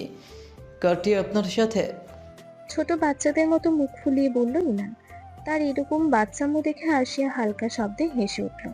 তার হাসি দেখে ইনানের ঠোঁটেও হাসি ফুটল। এই না হলে দামি নূর কোহিনূর আপু এইভাবেই হাসবে। আমরাই তো যখন যা মনে আসবে নির্দ্বিধায় বলে ফেলবে। তোমাকে চুপচাপ দেখতে আমার একটু ভালো লাগে না। ও বাবা, তাহলে এই কথা? আর একটু হলে তো আমার হার্ট অ্যাটাক হয়ে যেত তোমার কথায়। আরশিয়া আবারও বলে, ইনান, তুমি আমাকে একবার আপনি, একবার তুমি কেন বলছো? হ্যাঁ, যে কোনো একটা বলো না, আমার এটাই ভালো লাগে। একই সাথে তুমি আপনি বলার ব্যাপারটা আমার কাছে দারুণ লাগে। তুমি এমনিতেই বয়সে বড় হয়েছো, কিন্তু স্বভাব এখনো স্কুল পড়ুয়াদের মতো। শুধু আপনার জন্য দামি নূর কোহিনূর আপু বলে লাজুক ভাবে হাসলো ইনান। ইনান ভাই, তুমি সত্যি করে বলো তো, তুমি আসলে কি মজা করছিলে নাকি ঘটনা অন্য কিছু? ইনানকে একা পেয়েই চেপে ধরলো জায়রা। তার কথা শুনে ইনান ঘাবড়ে তো গেল না, উল্টো জায়রার কাঁধে হাত রেখে বলল, না রে, তুই ঠিকই চিন্তা করেছিস। আমার না অনেক দিনের শখ বয়সে বড় আপুর সাথে প্রেম করার। কোহিনূর আপুকে দেখে মনে হলো এটার জন্য উনি একদম পারফেক্ট। ওনাকে দেখে বোঝাও যায় না যে উনি আমার থেকে বয়সে বড়। ভাবছি এবার ওনাকে বলেই দিব। কি বলিস? এসব তুমি কি বলছো ইনান ভাই? মামি জানলে তোমাকে জ্যান্ত গরম তেলে ভাজবে। আমি ভয় পাই নাকি? এই নান কাউকে ভয় পায় না। এখন যা তো, আর এইভাবে টিমের মতো গোল গোল চোখে তাকিয়ে থাকিস না। জায়রাকে সেখানে রেখেই শীষ বাজাতে বাজাতে চলে গেল ইনান। জায়রা কিছুক্ষণ সেদিকে তাকিয়ে থেকে ছুট লাগালো কারো খোঁজে। রাতে খাবারের পর আরশিয়া তার মায়ের জন্য অপেক্ষা করছিল। আরহাম ততক্ষণে ঘুমিয়ে পড়েছে। কিরে, এখনো জেগে আছিস যে? ঘুমিয়ে পড়। মা বাবা ফোন করেছিল। ও তো কি বলেছে? রান্নাগুলো কি শেষ? আমরা কখন ফিরবো তা জানতে চেয়েছে। আরহামের স্কুল থেকে নাকি 2বার মেসেজ চলে এসেছে। কথাটা শুনে সুমনা আহমেদের মুখ থমথমে হয়ে গেল। এত বছর পর আমি একটু আমার আত্মীয়র বাড়িতে এসেছি। আমার মৃত পথযাত্রী মামাকে দেখতে এসেছি, তাও তোমার বাবার সহ্য হচ্ছে না। কিন্তু এখন নিজের কেউ হতো, নাচতে নাচতে গোটা মাস থেকে যেতে পারতো, তখন মুখে টু শব্দ করতো না। আমার বাপের বাড়ির মানুষ বলেই যত রকম কথা বের হচ্ছে। যাব না আমি এখন। তোমাদের যদি থাকতে ইচ্ছে না হয় তবে তোমাদের বাবাকে বলো এসে নিয়ে যেতে। জীবনে তোমাদের জন্য সব সুখ বিসর্জন দিয়েছি, এবার যখন একটু সুযোগ পেয়েছি সেটা হারাতে চাই না। তোমরা সবাই নিজের বেলায় ঠিক, আমার বেলায় তোমাদের সকল ব্যস্ততা। ভোরের আলো ঠিকমতো ফোটার আগে বাড়ির ছেলেরা এবং বাচ্চা কাচ্চারা শীতের কাপড় গায়ে জড়িয়ে বেরিয়ে পড়লো কিছুটা দূরে থাকা বড় পুকুরটার কাছে। তারা নাকি আজ মাছ ধরবে, আর সেই ধরে আনা মাছ দুপুরের জন্য রান্না করা হবে। আরশিয়ার যাওয়ার ইচ্ছে না থাকলেও আয়হানের কারণে তাকেও যেতে হলো। পুকুর পাড়ে গিয়ে দেখলো মাহিম আর মাহাও এসেছে। সবাই নিজেদের ছিপি তৈরি করে মাছ ধরার জন্য পানিতে ফেলে নীরবে অপেক্ষা করতে লাগলো। মিনিট 15 পর ইকবাল সাহেবের ছিপেতে টান পড়তেই উনি চেঁচিয়ে উঠলেন। পানি থেকে ছিপে বের করতেই দেখা গেল মাঝারি সাইজের মোটাসোটা একটা মাছ। মাছটা বালতিতে রেখে তিনি গর্বের সাথে বললেন, দেখ দেখ মাছ কিভাবে ধরতে হয়। এইখানে আমাদের থেকে ভালো মাছ কেউ ধরতে পারবে না। মাত্রই তো এলাম, এখনই এত গর্ব করো না বড় ভাই। আমি তোমাদের থেকেও ভালো মাছ ধরতে পারি। তাহলে ধরে দেখা মেঝো, আমিও দেখি তুই কত বড় মাছ ধরতে পারিস। দুই ভাইয়ের এই দ্বন্দ্বে বাকিরা বেশ মজা পেল। তারা থামানোর বদলে উল্টো আরো চিৎকার করতে লাগলো, মেজো মামা, তোমাকেও দেখিয়ে দিতে হবে তুমি দুর্বল নও, বড় মামা থেকেও তুমি ভালো মাছ ধরতে পারো। চেঁচিয়ে বলল জাইরা। না, আমার বাবাই সেরা। চাচা, আপনি চেষ্টা করে দেখতে পারেন, কিন্তু আমার বাবার থেকে বড় মাছ আপনি কখনোই ধরতে পারবেন না। এই না হলে আমার ছেলে। ফারুক সাহেব লুঙ্গির গিট্টু শক্ত করে বেঁধে মাছ ধরায় মনোযোগী হলেন। এতটা মনোযোগ দিয়ে তিনি মাছ ধরতে লাগলেন যেন আজ বড় মাছ না ধরে তিনি হাল ছাড়বেন না। বেশ কিছুক্ষণ হয়ে যাওয়ার পরেও যখন ওনার ছিপেতে কোনো মাছ উঠলো না, তখন ইকবাল সাহেব মজা করে বললেন, দেখলি তো, তোদের বলেছিলাম না আমার থেকে ভালো মাছ কেউ ধরতে পারবে না। এই তো মাছ আটকেছে, মাছ আটকেছে। ইকবাল সাহেবের কথা শেষ হওয়ার আগে আনন্দে চেঁচিয়ে উঠলেন ফারুক সাহেব। দ্রুত ছিপে পানির বাইরে নিয়ে আসতেই ওনার আনন্দে একেবারে মাটি হয়ে গেল। ছিপের দিকে তাকিয়ে হো হো করে হাসতে হাসতে ইকবাল সাহেব বললেন, এই তোর বড় মাছ মেঝো, এটা তো আমার মাছ থেকেও দ্বিগুণ ছোট। তুই ছেড়ে দে ভাই, আমার সাথে প্রতিযোগিতা করে তুই পারবি না। ফারুক সাহেব বিপরীত কিছু বলবে তার আগে কেউ আনন্দে চেঁচিয়ে বলে উঠল, ওরে জায়রা, জুবা, ইনান, দেখ দেখ কত বড় মাছ। সবাই চোখ ঘুরিয়ে পুকুরের অন্যদিকে তাকালো। আলী সাহেব খুশিতে গদগদ হয়ে আছে। হাতে তার বিশাল সাইজের মাছ, যা ইকবাল সাহেবের মাছের থেকেও অনেকটা বড়। ছোট ভাইয়ের হাতে এত বড় মাছ দেখে ইকবাল সাহেবের মুখ চুপসে গেলেন। বিজয়ের আনন্দ মিলিয়ে গেল। চাচা, তুমি এটা কখন ধরলে? ইনান প্রশ্ন করলো। যখন তোর বাবা আর বড় চাচা ঝগড়া করছিল তখন আমি আর ওয়াসিম মিলে এটা ধরেছি। এবার বল কে ভালো মাছ ধরতে পারে, তোর বাবা নাকি আমি? কি হলো বড় ভাইয়া, বলো বলো। ওয়াসিম ভাই, তুমি এরকম বিশ্বাসঘাতকতা করতে পারলে? অসহায় কণ্ঠে বলল ইনান। ওয়াসিম ভাই, তুমি আমাদের না বলে চুপি চুপি ছোট মামার কাছে কখন গেলে? বড় মাছ ধরার মজা শুধু তুমি একাই নিলে? জুবা বলল, ঠিক ঠিক, কই ভেবেছিলাম মামাদের মধ্যে আরেকটু ঝগড়া লাগাবো, কিন্তু তুমি সব মাটি করে দিলে। হতাশা কণ্ঠে বলল জায়রা। ওরে বাচ্চা, তাহলে এই তোমাদের প্ল্যান? দাঁড়া, আজ তোমাদের কানগুলো আমি যদি নাল না করছি। ফারুক সাহেব এগোতে নিলেই জায়রা দৌড়ে ওয়াসিমের পেছনে লুকিয়ে পড়ল। আমি কিছু করিনি মেজো মামা, এইসব তো ইনান ভাইয়ের বুদ্ধি ছিল। কি? দাঁড়া, তবে ইনানের কানে আগে লাল করব, তারপর তোমাদের। বাবার কথা শুনে ইনান দৌড়ে আরশিয়ার পিছনে এসে দাঁড়ালো। তার হঠাৎ আগমনে আরশিয়া ভরকে গেল। আমি কিছু করিনি, আমি তো তোমার দলেই ছিলাম। তোমাকে না আমি চেয়ার আপ করেছি? আমাকে কিছু করলে কিন্তু পরের বার থেকে আমি আর তোমার দলে থাকবো না। আরশিয়া পেছনে দাঁড়িয়ে কথাগুলো বলল ইনান।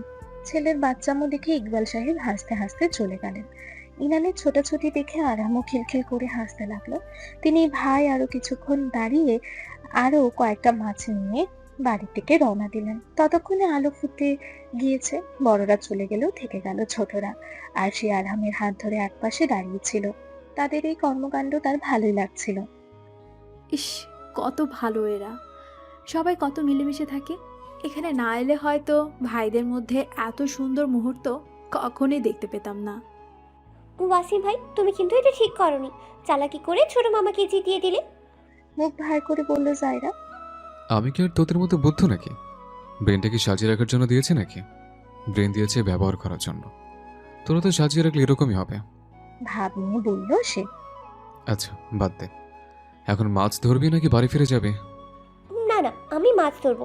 এই ইরান ভাই, চলো ওই দিকটাই যাই। জায়রা, জুবা, ইনান তিনজনই ছিপি বালতি তুলে অন্যদিকে চলে গেল। ওয়াসিমও তাদের সাথে যোগ দেবে, তখন মাহা তার সামনে এসে দাঁড়ালো। ওয়াসিম ভাই, তুমি তো খুব ভালো মাছ ধরতে জানো, আমাকে শেখাও না? তোমার ভাই কোথায়? সেও তো জানে, তাকে বলো। না না, আমি ভাইয়ার কাছে শিখবো না, ও আমাকে ভালো মতো শেখাবে না, তুমিই শিখিয়ে দাও না। মাহার চোরাচুরিতে অবশেষে বাধ্য হয়ে ওয়াসিম রাজি হয়ে গেল। সে রাজি হওয়াতেই মাহা খুশিতে গদগদ হয়ে গেল। আপু, আমিও যাই ওদের সাথে। না আরহাম, মা বকা দিবে। দেখো ওখানে কত পানি, পড়ে গেলে তখন কি হবে? এখানেই চুপটি করে দাঁড়িয়ে থাকো, এখানে চুপটি করে দাঁড়িয়ে দেখো। তুমি কি এখনো ওই দিনের কথা মনে রেখে বসে আছো? আচমকা মাহিমের কণ্ঠ শুনে আসিয়া ঘাবড়ে গেল। পাশে মাহিমকে দেখতে পেয়ে আস্তে করে কয়েক কদম পিছিয়ে গেল সে। না, আমি ওসব মনে রাখিনি। একা একা দাঁড়িয়ে আছো যে, এসো তুমি মাছ ধরো। না থাক, তার দরকার নেই। আমি আরহামকে একা ছেড়ে যেতে পারবো না। আপনারই মাছ ধরুন, আমরা বরং দাঁড়িয়ে তা দেখি।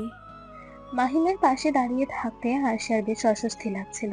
তা হয়তো সে বুঝতে পেরেছিল, তাই আর কোনো কথা না বলে চুপচাপ সরে গেল।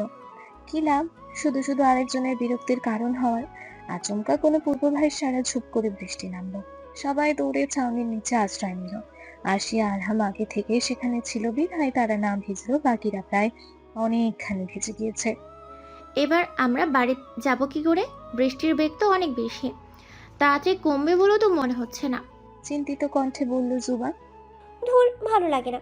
কোথায় ভাবলাম একটু মজা করব, কিন্তু অসময়ে এই সকালবেলা বৃষ্টি এসে সব নষ্ট করে দিল। জায়দার কথা শেষ হতেই প্রচ্ছদভাবে বিদ্যুৎ চমকে উঠল। আরহাম ভয় পেয়ে আরশিয়াকে জড়িয়ে ধরল। জায়রা এভাবে বকিস না, দেখ তোর কথা বৃষ্টির পছন্দ হচ্ছে না বলে কিভাবে করছে উঠছে। আমি বলি কি, মেয়েরা না হয় এখানে থাকুক, আমাদের মধ্যে কেউ একজন বাড়িতে গিয়ে ছাতা নিয়ে আসি। কতক্ষণ এখানে দাঁড়িয়ে থাকবো? এমনিতেই আমরা ভিজে গিয়েছি। মাহিমের কথাটা সবার পছন্দ হলো। ঠিক বলেছ মাহিম, ইনান বরং ওদের সাথে থাকুক, আমরা গিয়ে ছাতা নিয়ে আসি। ওয়াসিমের কথা শুনে মাহা চটজলদি বলল। তুমি থাকো না ওয়াসিম ভাই, ইনান ভাইকে পাঠাও। কেন, আমি থাকলে তোমরা কোনো সমস্যা আছে? বিরক্তি নিয়ে বলল ইনান। তার কথায় মাহা কিছুটা অপমানিত বোধ করলো। বিরক্তি নিয়ে ইনানের দিকে আর চোখে তাকিয়ে কিছুটা দূরে গিয়ে নিজে নিজে বিড়বিড় করতে লাগলো। বৃষ্টিতে ভেজা ওয়াসিমকে দেখে আশা নিজের অজান্তে থমকে গেল। টপটপ করে পানি পড়ছে তার চুল থেকে। মাথাটা এপাশ ওপাশ নাড়িয়ে পানি কমানোর বৃথা চেষ্টা করছে সে। দুবারি থেকে প্রায় ৫-৬টা ছাতা নিয়ে এসেছে মাহিম আর ওয়াসিম। মাহিম তার থেকে মাহাকে নিয়ে গেল। মাহা কিছুটা জেদ ধরেছিল সে জায়রার সাথে যাবে, তবে মাহিমের সামনে টিকতে পারেনি। জায়রা জুবাকে একটা ছাতা, ইনানকে দেওয়া হলো আরেকটা ছাতা। এই নাও ছাতা, তুমি এটা নিয়ে দ্রুত চলে যাও। তাহলে আরহাম? ওকে আমি কোলে করে নিয়ে যাচ্ছি। গ্রামের রাস্তা বুঝতেই পারছো, বৃষ্টিতে নষ্ট হয়ে গিয়েছে, পুরো পথ কাদা কাদা হয়ে গিয়েছে। আরহাম হেঁটে যেতে পারবে না, তোমার এক হাতে ছাতা ধরে ওকে নিয়ে যেতে কষ্ট হবে, তাই তুমি চলে যাও, ওকে আমি নিয়ে আসছি। আরশিয়া গেল না। ভাবতে লাগলো ওয়াসিমই বা কি করে ছাতা আর আরহামকে একসাথে ধরবে। কিছুক্ষণ ভেবে সে বলল, দেখি বড় ছাতাটা আমাকে দিন, আপনি আরহামকে কোলে নিন, ছাতা আমি ধরছি। আরে লাগবে না, তুমি চলে যাও। আরশিয়া কোনো কথা শুনল না। ওয়াসিমের হাত থেকে ছাতা নিয়ে চোখের ইশারায় তাকে আরহামকে কোলে নিতে বলল। বাকিরা বাড়িতে ফিরে এসেছে আগে। তারা ভেতরে না গিয়ে ভিজা কাপড়েই উঠানে দাঁড়িয়ে ওয়াসিম আর আরশিয়ার অপেক্ষা করতে লাগলো। ভেতরে সুমনা আহমেদ চিন্তায় শেষ। বারবার এসে জিজ্ঞেস করে যাচ্ছে ওরা এসেছে কিনা। তিনি নিজেই খুঁজতে বেরিয়ে পড়তেন, কিন্তু ফারুক সাহেবের কথায় বাড়িতে অপেক্ষা করছেন। ওয়াসিমকে দেখতে জায়রা চিৎকার করে বলল, আন্টি, ওরা চলে এসেছে। সুমন আহমেদ দৌড়ে এলেন, তাড়াতাড়ি আরহামকে ওয়াসিমের কোল থেকে নামিয়ে নিলেন। জায়দার মা ইলমা তোয়া নিয়ে এগিয়ে দিল তাদের দিকে। ওকে কোলে করে আনতে গেলে কেন বাবা? নিজেই আসতে পারতো, শুধু শুধু কষ্ট করলে। না আন্টি, সমস্যা নেই। রাস্তায় অনেক কাদা, সাথে পানিও জমতে শুরু করে। এরকম রাস্তায় আরহাম হাঁটতে পারতো না, আরশিয়ারও তাকে সামলানো কষ্ট হতো, তাই কোলে করে নিয়ে এলাম। আচ্ছা, ভালো কাজ করেছিস তুই। এখন যা, সবাই একেবারে গোসল করে ফেল। আরশিয়া, চাইলে তুমিও করে ফেলতে পারো, বললেন ইকবাল সাহেবের স্ত্রী। আরশিয়া মাথা নাড়িয়ে রুমে চলে গেল। ব্যাগ থেকে প্যান্ট শার্ট বের করে যেই ওয়াশিং তা বন্ধ করতে যাবে, তখনই কোথা থেকে ইনান এসে ধপ করে বিছানায় শুয়ে পড়ল। এই এই ওঠ বিছানা থেকে। মাছ ধরা জামা কাপড়ে ময়লা চুলোটি বিছানা শুয়েছিস কেন? মামির এখানে শোবে কিভাবে? উফ ওয়াসিম ভাই, আমি কি তোমার মতো নাকি? আমি সবার আগে গোসল করে ফেলেছি। মেয়েগুলো যা লেট লতিফা, অপেক্ষা করলে আজ আমার গোসল করতে হতো না। তাই বুদ্ধি করে ওরা যখন জামা আনতে গেল তখনই বাথরুমে ঢুকে পড়েছিলাম। এবার তুমি খোড়ো, বাথরুম সবগুলো মেয়েদের আর বাবা চাচুদের দখলে। ইনানের কথা শুনে ওয়াসিম হতাশ হয়ে বিছানায় বসে পড়ল। তার হতাশা মিশ্রিত মুখখানা দেখে ইনান হু হু করে হাসতে লাগলো। আচমকা সেই হাসি তাকিয়ে সোজা হয়ে বসলো। আচ্ছা, আমরা তোমাদের আগে বাড়িতে ফিরে এলাম, তোমাদের আসতে এতটা সময় লাগলো কেন? ইনানের এহেন প্রশ্নে ওয়াসিম ভরকে গেল। এভাবে তাকিয়েছিস কেন? তোরা তো নিজের মতো চলে এসেছিস, তোর অভ্যস্তায় পরিবেশে। কিন্তু ওরা তো প্রথমবার এলো। বেজা রাস্তায় তাড়াহুড়ো করে এলে আরশিও পড়তো, সাথে আমি আর আরহামও, তাই একটু আস্তে ধীরে এসেছে। ওয়াসিমের কথা শুনে যে ইনানের মোটেও বিশ্বাস হয়নি তা তার মুখ দেখে বোঝা যাচ্ছে। ওয়াসিম জামা কাপড় নিয়ে পেরিয়ে গেল, তবে ইনান এখনো ওভাবেই বসে রইল, হাতে এক জোড়া জুতা নিয়ে এদিক ওদিক কাউকে খুঁজছে আরশিয়া। কোহিনুর আপু, তুমি কি কাউকে খুঁজছো? হাতে এগুলো কার জুতো? জায়দার কণ্ঠ শুনে আরশিয়া পিছনে ফিরে দেখলো তার পাশে মাহাও দাঁড়িয়ে আছে। তুমি ওয়াসিমকে দেখেছো? ওয়াসিম ভাই তো রুমে শুয়ে আছে। ঘুমাচ্ছে? না, মোবাইল দেখছে। আমরা তো এখন সেখান থেকেই এলাম। কেন বলো তো? আরশিয়া হাতে থাকা জুতোগুলোর দিকে ইশারা করে বলল, আরহাম ওনার জুতোগুলো পরে এতক্ষণ ঘুরে বেড়াচ্ছিল। মা আমাকে এগুলো দিয়ে বললো যেন ফিরিয়ে দিয়ে আসি। সেই কখন থেকে ওনাকে খুঁজে চলছি। আচ্ছা যাও, ভাইয়া কোনার রুমটাতে আছে। আপু, আপনি না হয় জুতোগুলো আমাকে দিন, আমি দিয়ে আসছি। মাহার কথা শুনে আরশিয়া যেতে গিয়েও থেমে গেল। তার কথা শুনে জায়রা চোখের ইশারায় কিছু একটা বলল, যা আরশিয়ার বোধগম্য হলো না। আপু, তুমি না হয় আমাকেই দাও, কষ্ট করে আর তোমাকে যেতে হবে না। তোমরা চাপে দা থাক, আমি বরং চাই, তোমাদের আবার ওনার সাথে যেতে হবে না। আরশিয়া চলে যেতেই জায়রা মাহাকে চেপে ধরল। এই, তোর মাথায় কি কোনো বুদ্ধি নেই? কেন আপুকে এটা বলতে গেলি? উনি কিছু মনে করলে কি করবি? উফ, চুপ কর তো, মনে করলে করুক গে। এই চল না আমরা আবার যাই, ওয়াসিম ভাই তো রুমে একা, যদি আবার কিছু করে তো। কি সব বলছিস এগুলো? কিছু করবে মানে? তোর মাথাটাও না গেছে। চল, এবার আর ওদিকে যেতে হবে না। বেশি উড়ু উড়ু করলে তোর ভাই পাখা ছেটে দেবে। মাহাকে এক প্রকার টেনে নিয়ে গেল জায়রা। আসবো। আরশিয়া অনাকাঙ্ক্ষিত কণ্ঠস্বরে ধরফর করে উঠে বসলো ওয়াসিম। দরজার দিকে তাকিয়ে দেখলো পর্দার ওপারে আরশিয়া দাঁড়িয়ে উত্তরের অপেক্ষা করছে। হ্যাঁ, এসো এসো। পর্দা সরিয়ে ধীর পায়ে ভেতরে প্রবেশ করলো আরশিয়া। জুতো জোড়া নিচে রেখে বলল, আপনার জুতো ফিরিয়ে দিতে এলাম। আরহাম না বুঝে নিয়ে গিয়েছিল। আরহাম নিয়ে গিয়েছিল? দেখো, আমি আরো মনে করেছিলাম বোধহয় আবারও আমার জুতো কেউ চুরি করে ফেলেছে। সরি আরহাম, বুঝতে পারিনি, এটা ওর জুতো নয়। না না, সমস্যা নেই, ও ছোট বাচ্চা, এত সব কি আর সে বোঝে? তুমি বসো না। না, বসবো না, জুতোটা ফিরিয়ে দিতে এসেছিলাম, আমি আসি এখন। ওয়াসিম কিছু বলবে তার আগে আরশিয়া বেরিয়ে গেল। সে বেরিয়ে যেতেই ওয়াসিম লাজুক হেসে বালিশে মুখ গুজে আবারও শুয়ে পড়ল। বাইরে চেয়ার পেতে সবাই একসাথে বসেছিল। ইনান ফোনের দিকে তাকিয়ে গুনগুন করে গান গাইছিল। তা দেখে জায়রা একটু রসিকতা করে বলল, হুম, আপু, তুমি কি কারো পরিবর্তন লক্ষ্য করতে পারছো?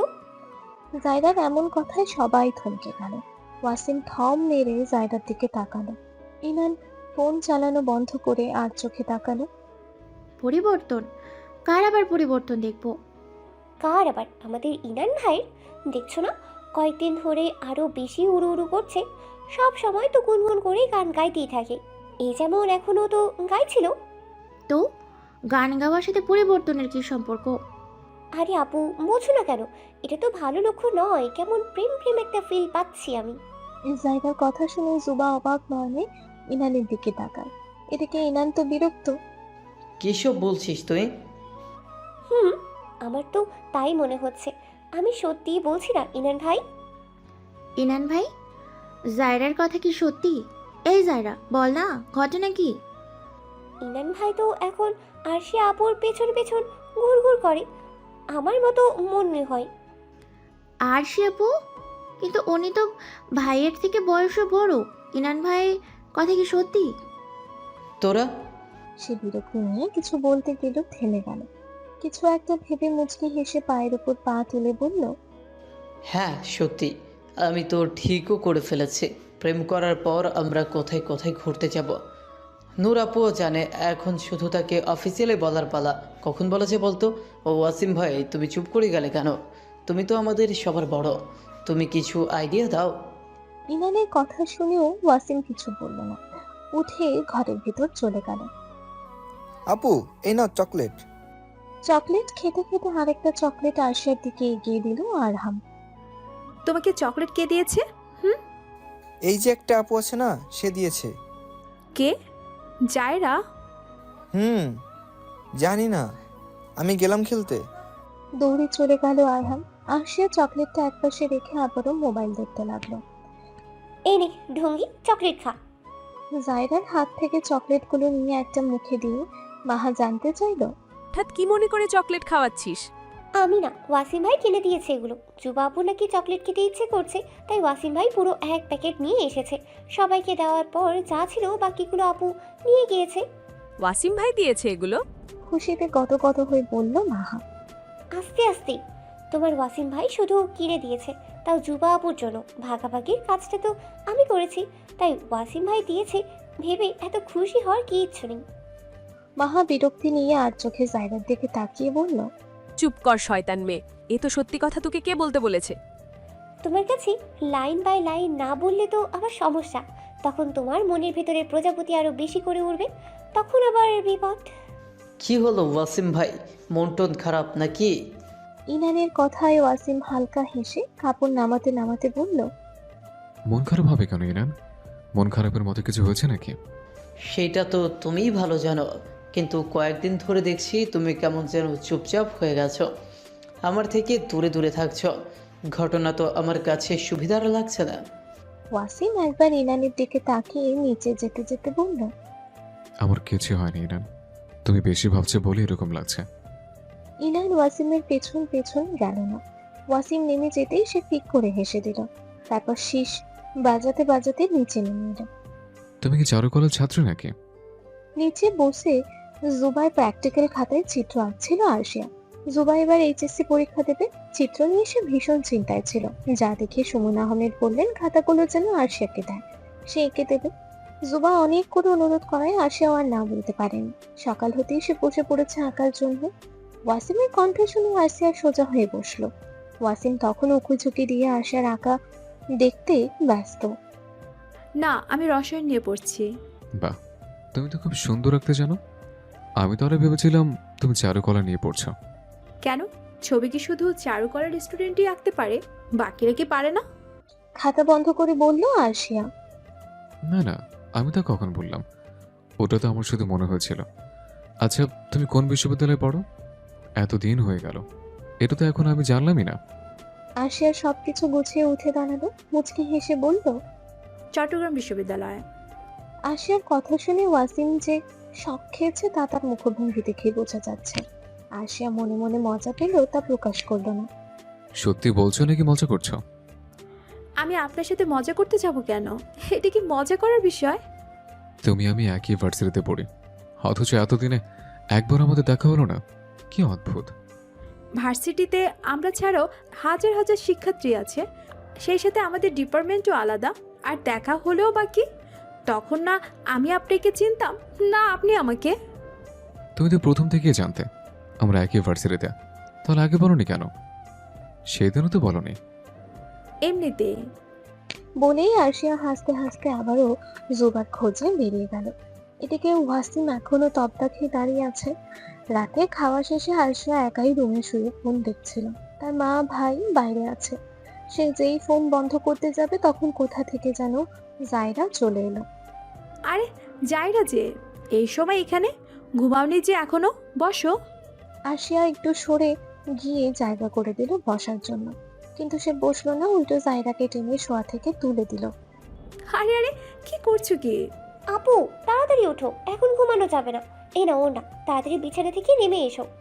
কিন্তু কেন?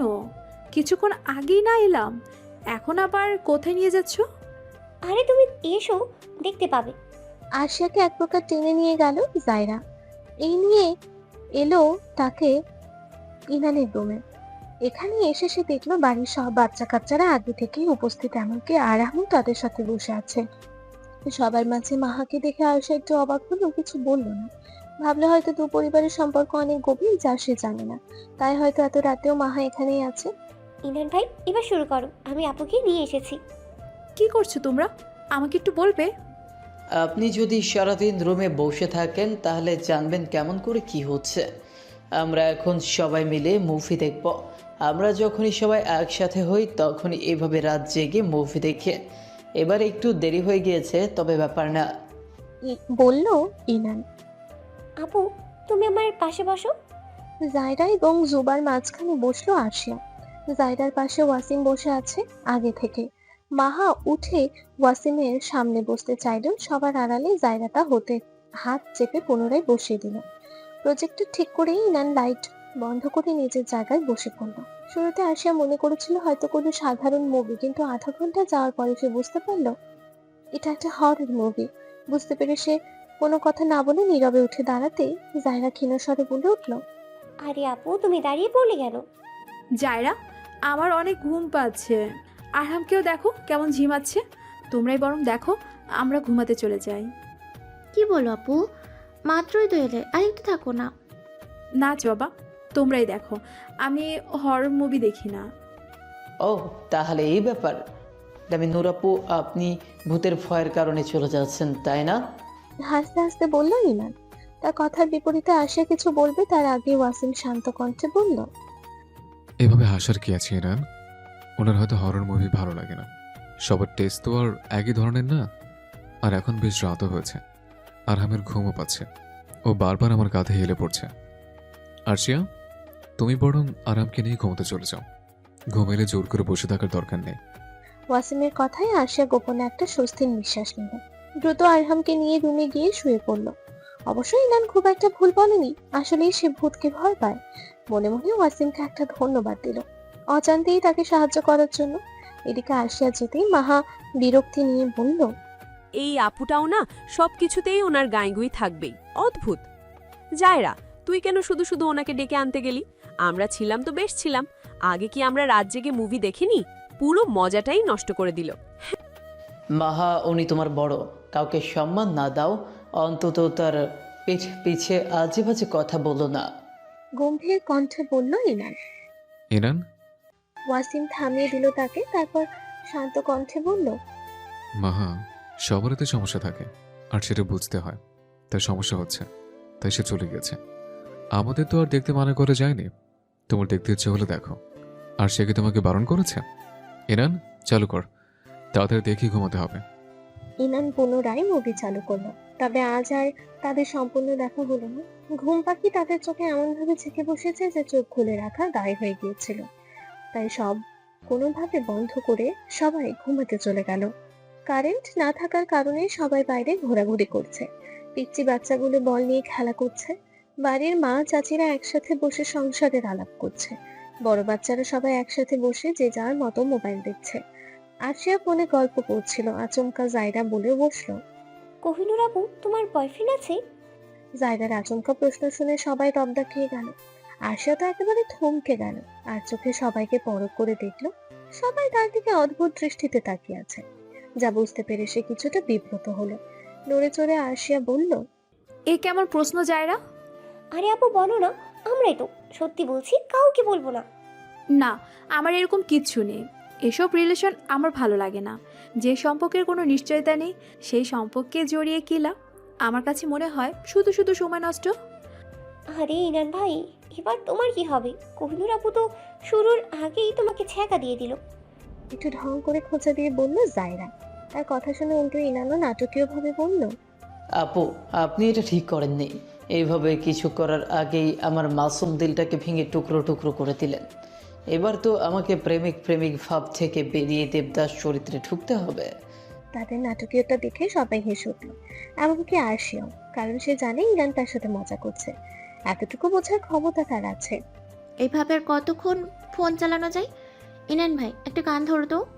জুবা বলল, আমার এখন মুড নেই। তোরা জানিস মুড না থাকলে আমার সুর আসে না। ওয়াসিম ভাইকে বল, তার তো এখন সব সময় ফুরফুরে মেজাজ থাকে। তো কি বলেছে? ইনানের পিঠে আস্তে করে চাপড় মেরে বলল ওয়াসিম। ইনান মুখ ভেঙে বলল, বলতে হয় না, আমি জানি। কেউ যদি মনে করে অন্যদের মতো আমিও অন্ধ, তাহলে সেটা তার সমস্যা। ইনানের কথায় ওয়াসিম ভ্রু কুচকে তাকালো, তবে ইনান সেই দিকে পাত্তা না দিয়ে উঠে ভেতরে চলে গেল। কিছু সময় পর ভেতর থেকে একটা গিটার নিয়ে এলো। সবাই মনে করেছিল ইনান হয়তো সেটা ওয়াসিমকে দেবে, কিন্তু ইনানের স্বভাবই সবার চিন্তার বাইরে কাজ করা। তাই সবাইকে চমকে দিয়ে সে আরশিয়ার হাতে গিটারটা ধরিয়ে দিল। পূর্ব সংকেত ছাড়া এভাবে গিটার দেওয়াতে আরশিয়া তাড়াতাড়ি সেটা আঁকড়ে ধরলো। সব সময় তো ওয়াসিম ভাই এই গিটার বাজায়, আজ না হয় আমরা ডামিনুর আপুর গিটার বাজানো দেখব।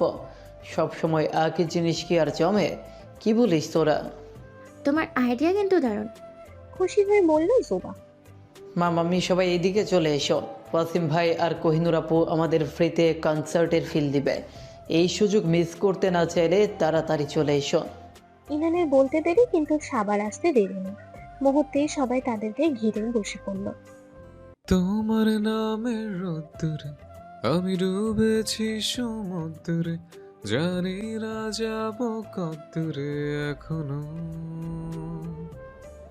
আমার পোড়া কপালে আর আমার সন্ধে সকালে তুমি কেন এলে জানি না এখনো।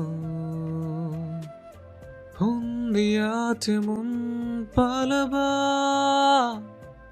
বন্দি আছে কাছে সে তোমার। যদি সত্যি জানতে চাও তোমাকে চাই, তোমাকে চাই। যদি মিথ্যে মানতে চাও তোমাকে চাই। ও যদি সত্যি জানতে চাও তোমাকে চাই, তোমাকে চাই। যদি মিথ্যে মানতে চাও তোমাকে চাই। ও আরশিয়া গানের তালে তালে গিটার বাজাচ্ছে, তবে তার মনোযোগ গিটারের থেকে বেশি ওয়াসিমের উপর। ওয়াসিমের কণ্ঠে এক প্রকার মুগ্ধতা আছে, যা সবসময় তাকে মোহিত করে। সে স্বাভাবিকভাবে কথা বললেও আরশিয়া মনোযোগ দিয়ে তা শোনে।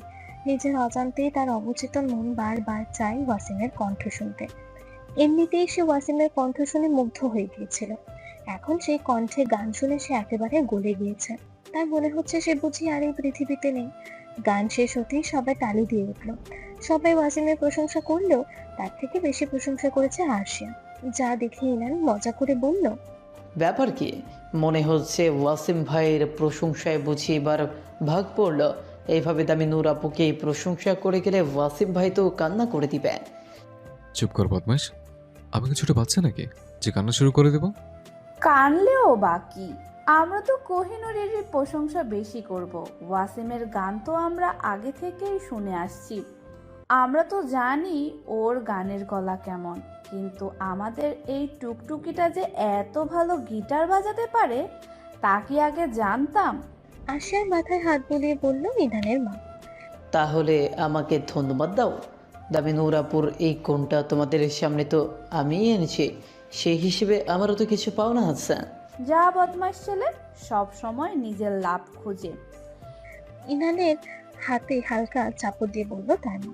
কথার মাঝে কারেন্ট চলে আসতে সবাই বড় একটা নিঃশ্বাস নিল। চলো ভাবি, খাবার ব্যবস্থা করে ফেলি। রাতও তো হলো, এখনই খাওয়া সেরে ফেলি। আবার কারেন্ট চলে গেলে তখন আরেকটা সমস্যা। জায়গার মায়ের কথায় সায় দিল সবাই। আস্তে আস্তে সবাই খাওয়ার জন্য বসে পড়লো। সবার আড়ালে ওয়াসিম আরশিয়ার পাশে এসে দাঁড়ালো। একটু নিচু হয়ে আরশিয়ার কানের কাছে এসে বলল, তোমার গিটার বাজানোর দক্ষতা অনেক ভালো। আচমকা তার কণ্ঠ শুনে আরশিয়া ভরকে গেল। সে পেছনে ফেরার আগে ওয়াসিম সোজা হয়ে কয়েক কদম পেছনে চলে গিয়েছে। আরশিয়া নিজেকে সামলে হালকা হেসে বলল, তার থেকেও আপনার গানের গলা ভালো। তাও তো ঠিক আছে, কিন্তু আজ তোমার গিটারের তালের কারণে শুনতে আরো ভালো লেগেছে। প্রত্যুত্তরে আরশিয়া তেমন কিছু বলল না, শুধু হাসলো। খাবেন না? তুমি যাও, আমি আসছি। বিপরীতে কোনো কথা না বলে মাথা নাড়িয়ে খেতে চলে গেল সে। নিজের সবকিছু গোছানো শুরু করেছে আরশিয়া। পরশু তারা চলে যাবে, তার মায়ের ছুটির শেষ, আর থাকা কোনোভাবে সম্ভব নয়। তারা গোছগাছ করতে ব্যস্ত। সেই সময় রুমে এলেন আলী সাহেব। মামে কি করছো? আরে আলি যে, বস বস। বলে বিছানায় বসার জায়গা করে দিলেন সুমন আহমেদ। তিনি বসতে বসতে আরশিয়া থেকে জানতে চাইলেন, রাতে ঠিকমতো খেয়েছো তো মা? জি মামা। বেশ বেশ, তো আপু কি করছো? জামা কাপড় গোছগাছ করছি রে ভাই, না হলে কাল তাড়াহুড়োতে এটা ওটা ফেলে চলে যাবে, তাই আজ থেকে গোছগাছ শুরু করে দিয়েছি। গোছগাছ করছো মানে? তোমরা কবে যাবে? পরশু দুপুরে টিকিট কেটেছি। কি বলছো? কখন কাটলে টিকিট? আমাদের তো জানালেও না। হুট করে সিদ্ধান্ত নিলাম ভাই, ছুটি প্রায় শেষ, এখন না গেলে যে হয় না, তাই সন্ধ্যাবেলা ত্রিশানকে দিয়ে টিকিট কাটিয়ে রেখেছি। এটা তুমি ঠিক করে নে আপু। দেখি টিকিটগুলো আমাকে দাও, আমি গিয়ে ডেট চেঞ্জ করে আনবো। ইলমারাও তো কিছুদিন পর চলে যাবে, তোমরা বরং ওদের সাথে যেও। দাও, আমাকে দাও। আচ্ছা বাবা, লাগবে না, আমি ত্রিশানকে দিয়ে চেঞ্জ করিয়ে আনবো। সুমন আহমেদ কোনোভাবে আলী সাহেবকে এতটাও বলে বুঝিয়ে পাঠিয়ে দেন। তিনি বেরিয়ে যেতেই আরশিয়াকে তিনি জিজ্ঞেস করলেন, কি বলিস, যাবি নাকি আরো কয়েকদিন থাকবি? অনেক দিন তো হলো, এবার না হয় ফিরে যাই, আবার না হয় পরে আসবো। বাবা বাড়িতে একা, কি না কি খেয়ে আছে। আরহামেরও তো স্কুল মিস হচ্ছে, আর টিকিটটাও তো কেটে ফেলেছি। এখন চেঞ্জ করতে গেলে আরেকটা বাড়তি কাজ। ঠিক বলেছিস। তাহলে আস্তে ধীরে গোছানো শুরু কর, আপাতত ওদের বলার দরকার নেই, আমি কাল রাতে আস্তে ধীরে বলবো। ওয়াশরুম খালি দেখে আরশিয়া যেই ঢুকতে যাবে তখনই কোথা থেকে যেন ইনান, ওয়াসিম দৌড়ে এলো। আরশিয়াকে দেখে তারা অসহায়ভাবে তাকালো, যা দেখে আরশিয়া না হেসে পারল না। এইটা কিন্তু ঠিক না দামি নোরাপো, আমরা আগে থেকে সিরিয়ালে ছিলাম। কিন্তু আমি তো কাউকে দেখিনি, তোমরা লাইনে না দাঁড়িয়ে এদিক ওদিক ঘুরলে এটা আমার দোষ? বলে হাসতে হাসতে দরজা লাগিয়ে দিল আরশিয়া। দ্রুত দাঁত ব্রাশ করে বের হতেই দেখলো এবার আর ওয়াসিম কোথাও যায়নি, যা দেখে আরশিয়ার ভীষণ হাসি পেল। সে হাসলো না, হাতের ইশারায় তাকে যেতে বলল। ওয়াসিম যাওয়ার পর আরশিয়া রুমের দিকে যাবে, তখন ইনানকে আসতে দেখে বলল, লাভ নেই, আবারও ফুল হয়ে গিয়েছে, খালি না হওয়া পর্যন্ত অপেক্ষা করো। এখন আবার কে গিয়েছে?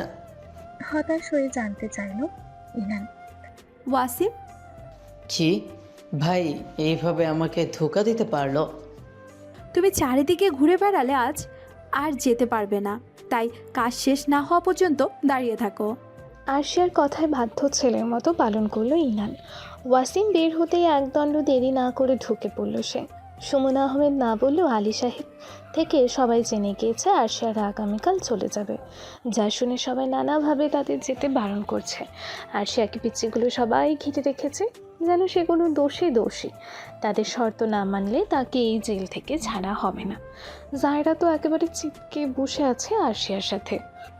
আপু প্লিজ, তোমরা কালকে যেও না, আমরাও তো কিছুদিন পর শহরে চলে যাব, তখন আমাদের সাথেই যেও। তা হয় না জায়রা, মায়ের যে ছুটি শেষ, আরহামেরও এবার স্কুলে যেতে হবে। তাহলে আন্টি আর ভাই চলে যাক, তুমি থেকে যাও, তোমার একদম একা লাগবে না, আমরা আছি তো। জুবা বলল, জুবাবু একদম ঠিক বলেছে, আমরা তোমাকে আন্টির কথা একদম মনে করিয়ে দেব না, সব সময় তোমার সাথেই থাকবো, গল্প করব, প্লিজ থেকে যাও, আমি শহরে গেলেই তোমাকে অনেকগুলো বই উপহার দেব। জায়রার শেষোক্ত কথা শুনে আরশিয়া হেসে ফেলল। তুমি আমাকে বইয়ের লোভ দেখাচ্ছ জায়রামণি? তো কি করব, তুমি তো থাকতে রাজি হচ্ছ না। কিছুটা মন খারাপ করে বলল জায়রা। আরশিয়া হালকা হেসে বলল, আরে আগে তো তোমাদের চিনতাম না, তাই আসা হয়নি। এবার তো চিনলাম, পরে অবশ্যই আবার আসবো। আর ফোন তো আছে, মনে পড়লে আমাকে ফোন করে দেবে। ফোন থাকলেই বাকি, ফোনে কি আর তোমাকে এভাবে জড়িয়ে ধরে মন খুলে কথা বলতে পারবো? আরশিয়াকে একপাশে জড়িয়ে ধরে বলল জায়রা। আরশিয়া আর কিছু বলতেই পারলো না, শুধু জায়রার হাতে হাত রাখলো। সে কী বা বলবে, তার বলার মতো আর কোনো কথাই অবশিষ্ট নেই। হই হুল্লোড় থেকে দূরে আরশিয়া একা পুকুর পাড়ে বসে আছে।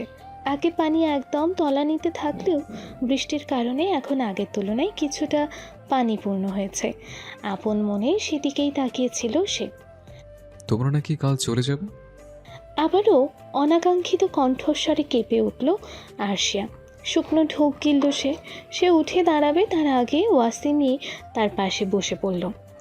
আপনি এতটা সময় কোথায় ছিলেন? সকাল থেকে তো দেখিনি। একটু কাজে গেছিলাম, কিছুক্ষণ আগে এলাম। এসে শুনলাম তোমরা নাকি চলে যাচ্ছ। সত্যি নাকি? দুপুরে চলে যাব। আর কিছুদিন থাকলে পারতে, আমাদের সাথে যেতে না হয়? আরশিয়া হালকা হেসে বলল, আপনিও। সবাই মন খারাপ করে আছে, যারা তো পারলে আমাকে বেঁধে রাখে। কোনো উত্তর দিল না আরশিয়া, শুধু হাসলো।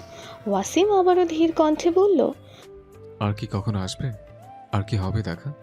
যদি কপালে থাকে তবে তো দেখা হবে। ওয়াসিম কিছুক্ষণ চুপ করে বসে উঠে দাঁড়ালো। চলে যেতে গিয়েও থেমে গেল। কিছু সময় নিয়ে আস্তে ধীরে বলল, তোমাকে খুব মনে পড়বে কোহিনূর। ব্যাস, এতটুকু বলে দ্রুত পায়ে স্থানটা ত্যাগ করল সে। আরশিয়া এক দৃষ্টিতে সেদিকে তাকিয়ে রইল। এই প্রথম ওয়াসিম তাকে আরশিয়া বাদে তাকে কোহিনূর বলে ডেকেছে। তৎক্ষণাৎ সে গেল না, আরও অনেকটা সময় একা একা পুকুর পাড়েই বসে রইল।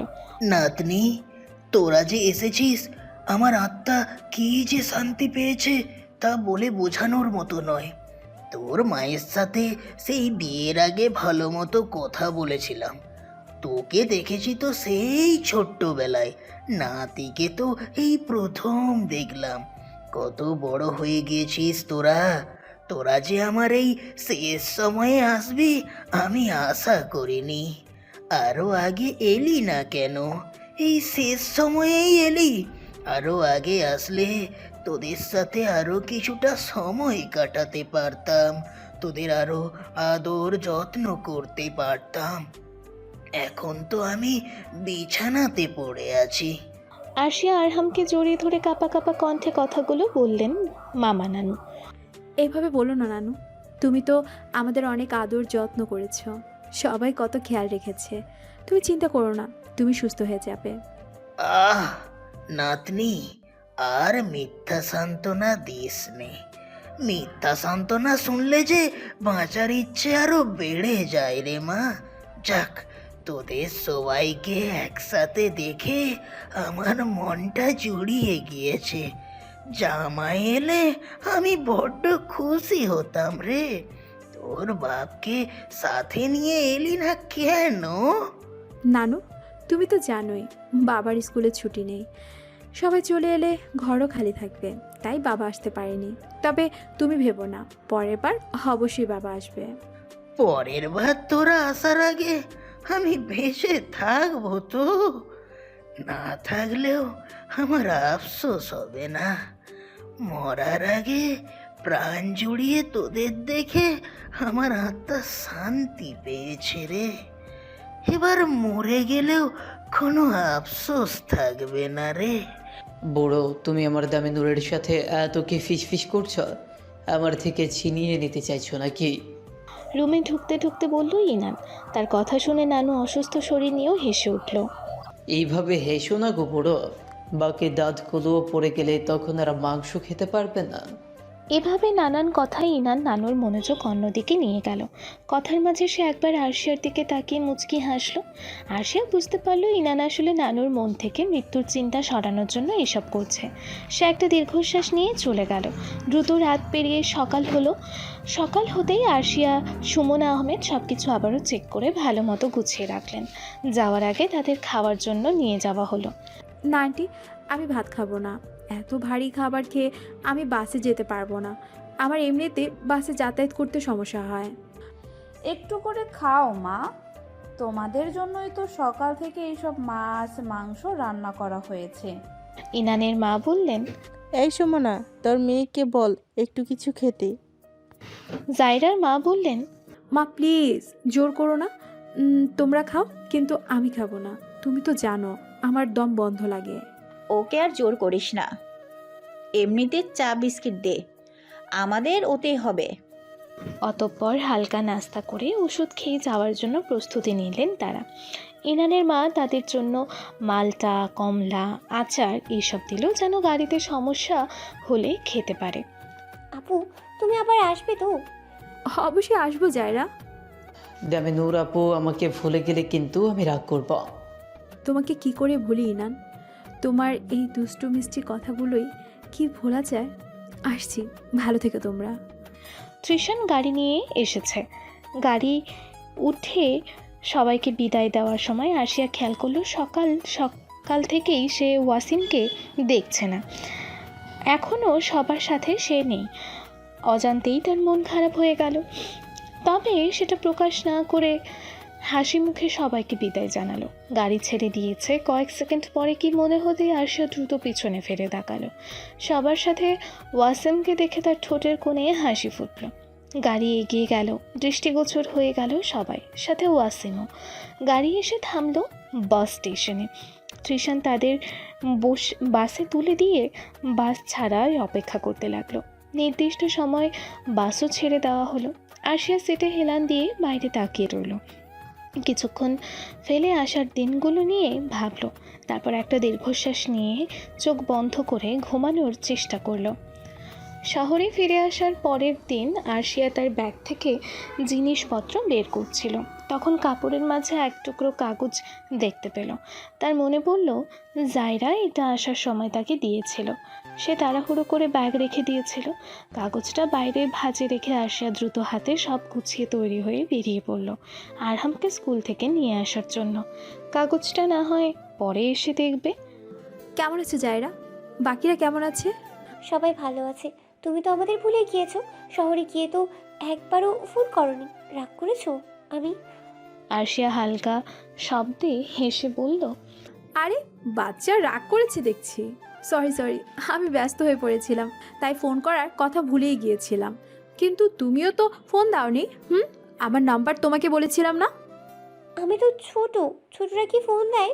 তুমি বড়, তুমি না ফোন দেবে? ইস, কি পাকা কথা। তুমি আমার ফোনে কল দিতে? কেমন করে দেবে দামে নূর আপু? সে তো আপনার নাম্বারে লিখেছেই ফুল, এখন ফুফি থেকে আন্টির নাম্বার দিয়ে ফোন দিয়েছে। আরে ইনান যে, কেমন আছে তুমি? ভালো, আর কোথায় থাকতে দিলেন আপনি? আমাকে একা করে চলে গেলেন। আমি আপনার কষ্টে না খেয়ে একদম শুকিয়ে গিয়েছে। আপু, একদম বিশ্বাস করবে না ওর কথা।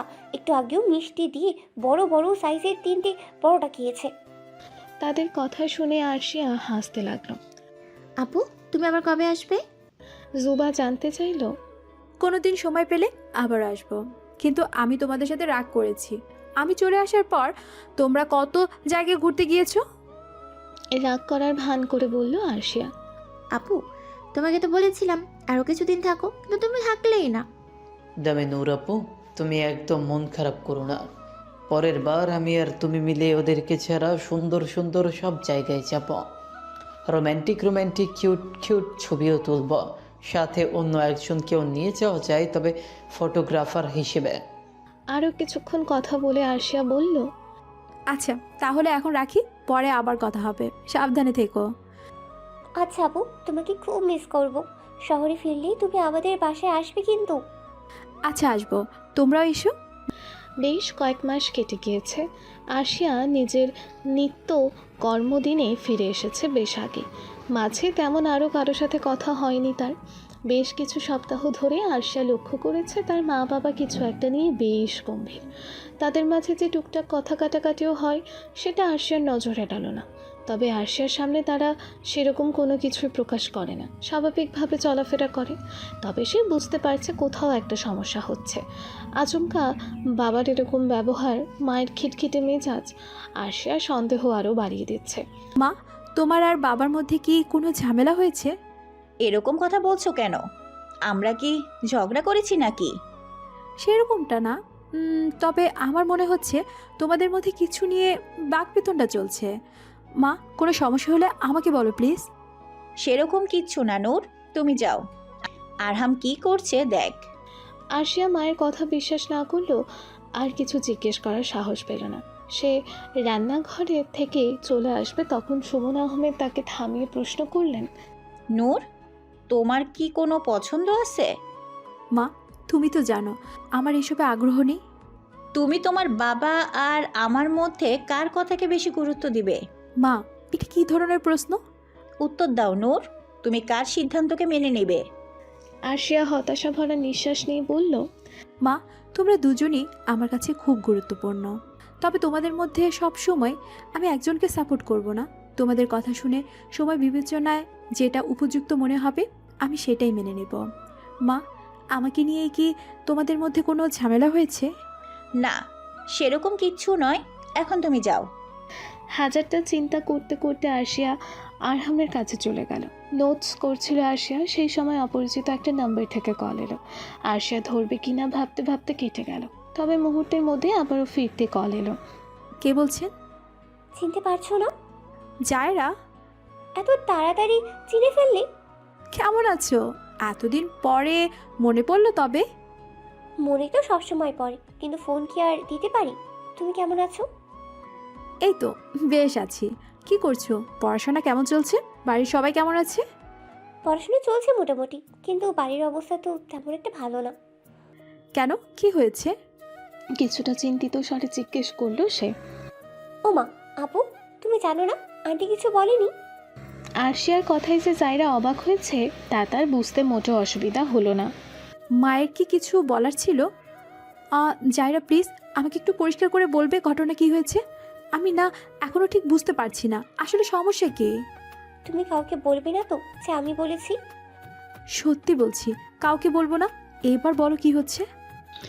আরশিয়ার কণ্ঠে বেশ তাড়াহুড়ো ভাব, কৌতূহল, ভয় সব মিলিয়ে হৃৎপিণ্ড ধকধক করছে তার। চারিদিকে নানা ধরনের মানুষের কোলাহল, সবাই নিজের নিজের কাছে ব্যস্ত। মাথা নিচু করে বসে আছে ওয়াসিম, বারবার এদিক ওইদিক তাকিয়ে নিজেকে স্বাভাবিক রাখার চেষ্টা করছে। এগুলো আমি কি শুনছি ওয়াসিম? আপনি যে এই ধরনের, এটা তো আমি জানতাম না। আরশিয়ার কথা শুনে ওয়াসিম নড়ে চড়ে বসলো। আরশিয়া আবারও বলল, আমি ভেবেছিলাম আপনি একজন অ্যাডাল্ট, কিন্তু বাস্তবে তো দেখি পুরোই ভিন্ন।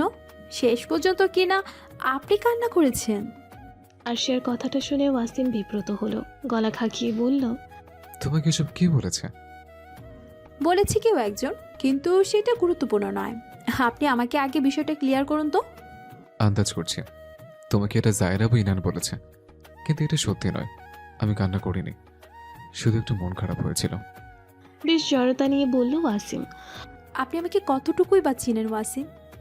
মাত্র কয়েকদিনে দেখা, মোটে 2 ঘন্টাও আমরা কথা বলিনি, তাতেই কিনা আপনি এত বিশাল কাণ্ড ঘটিয়ে ফেললেন। আমার চেনা পরিচয় লাগবে না। আমি চাই তুমি যেন সারা জীবন আমার হয়ে থাকো। তোমাকে দেখে প্রেম নামক পাখিটা আমার জীবনে গোপনে বিনা অনুমতিতে পদার্পণ করেছে। আমি সহজে কোনো কথা কাউকে বলি না, কিন্তু তোমার বিষয়টা আমি বেশি দিন নিজের মধ্যে রাখতে পারিনি। বারবার আমার মন বলছিল নিজের মধ্যে চেপে রাখলে তোমাকে আমি নিশ্চিত হারিয়ে ফেলবো। তাই রিস্ক নিয়ে আমার ফ্যামিলিতে আমি জানিয়েছি। তারা প্রথমে তোমার ফ্যামিলিতে জানাতে চায়নি, কিন্তু ইনান, জায়রা, জুবা এদের কারণে তারা তোমার মাকে জানায়। কিন্তু আঙ্কেল রাজি নয়, আন্টি জোরে দিয়েছে শর্ত। ওয়াসিমের কথা শুনে আরশিয়া একটা দীর্ঘশ্বাস ফেলে প্রশ্ন করল, আপনি এত দূর যাওয়ার আগে আমাকে একবার বলার প্রয়োজন মনে করলেন না? ফ্যামিলিতে ব্যাপারটা জানানোর আগে আমাকে কি জানাতে পারতেন না?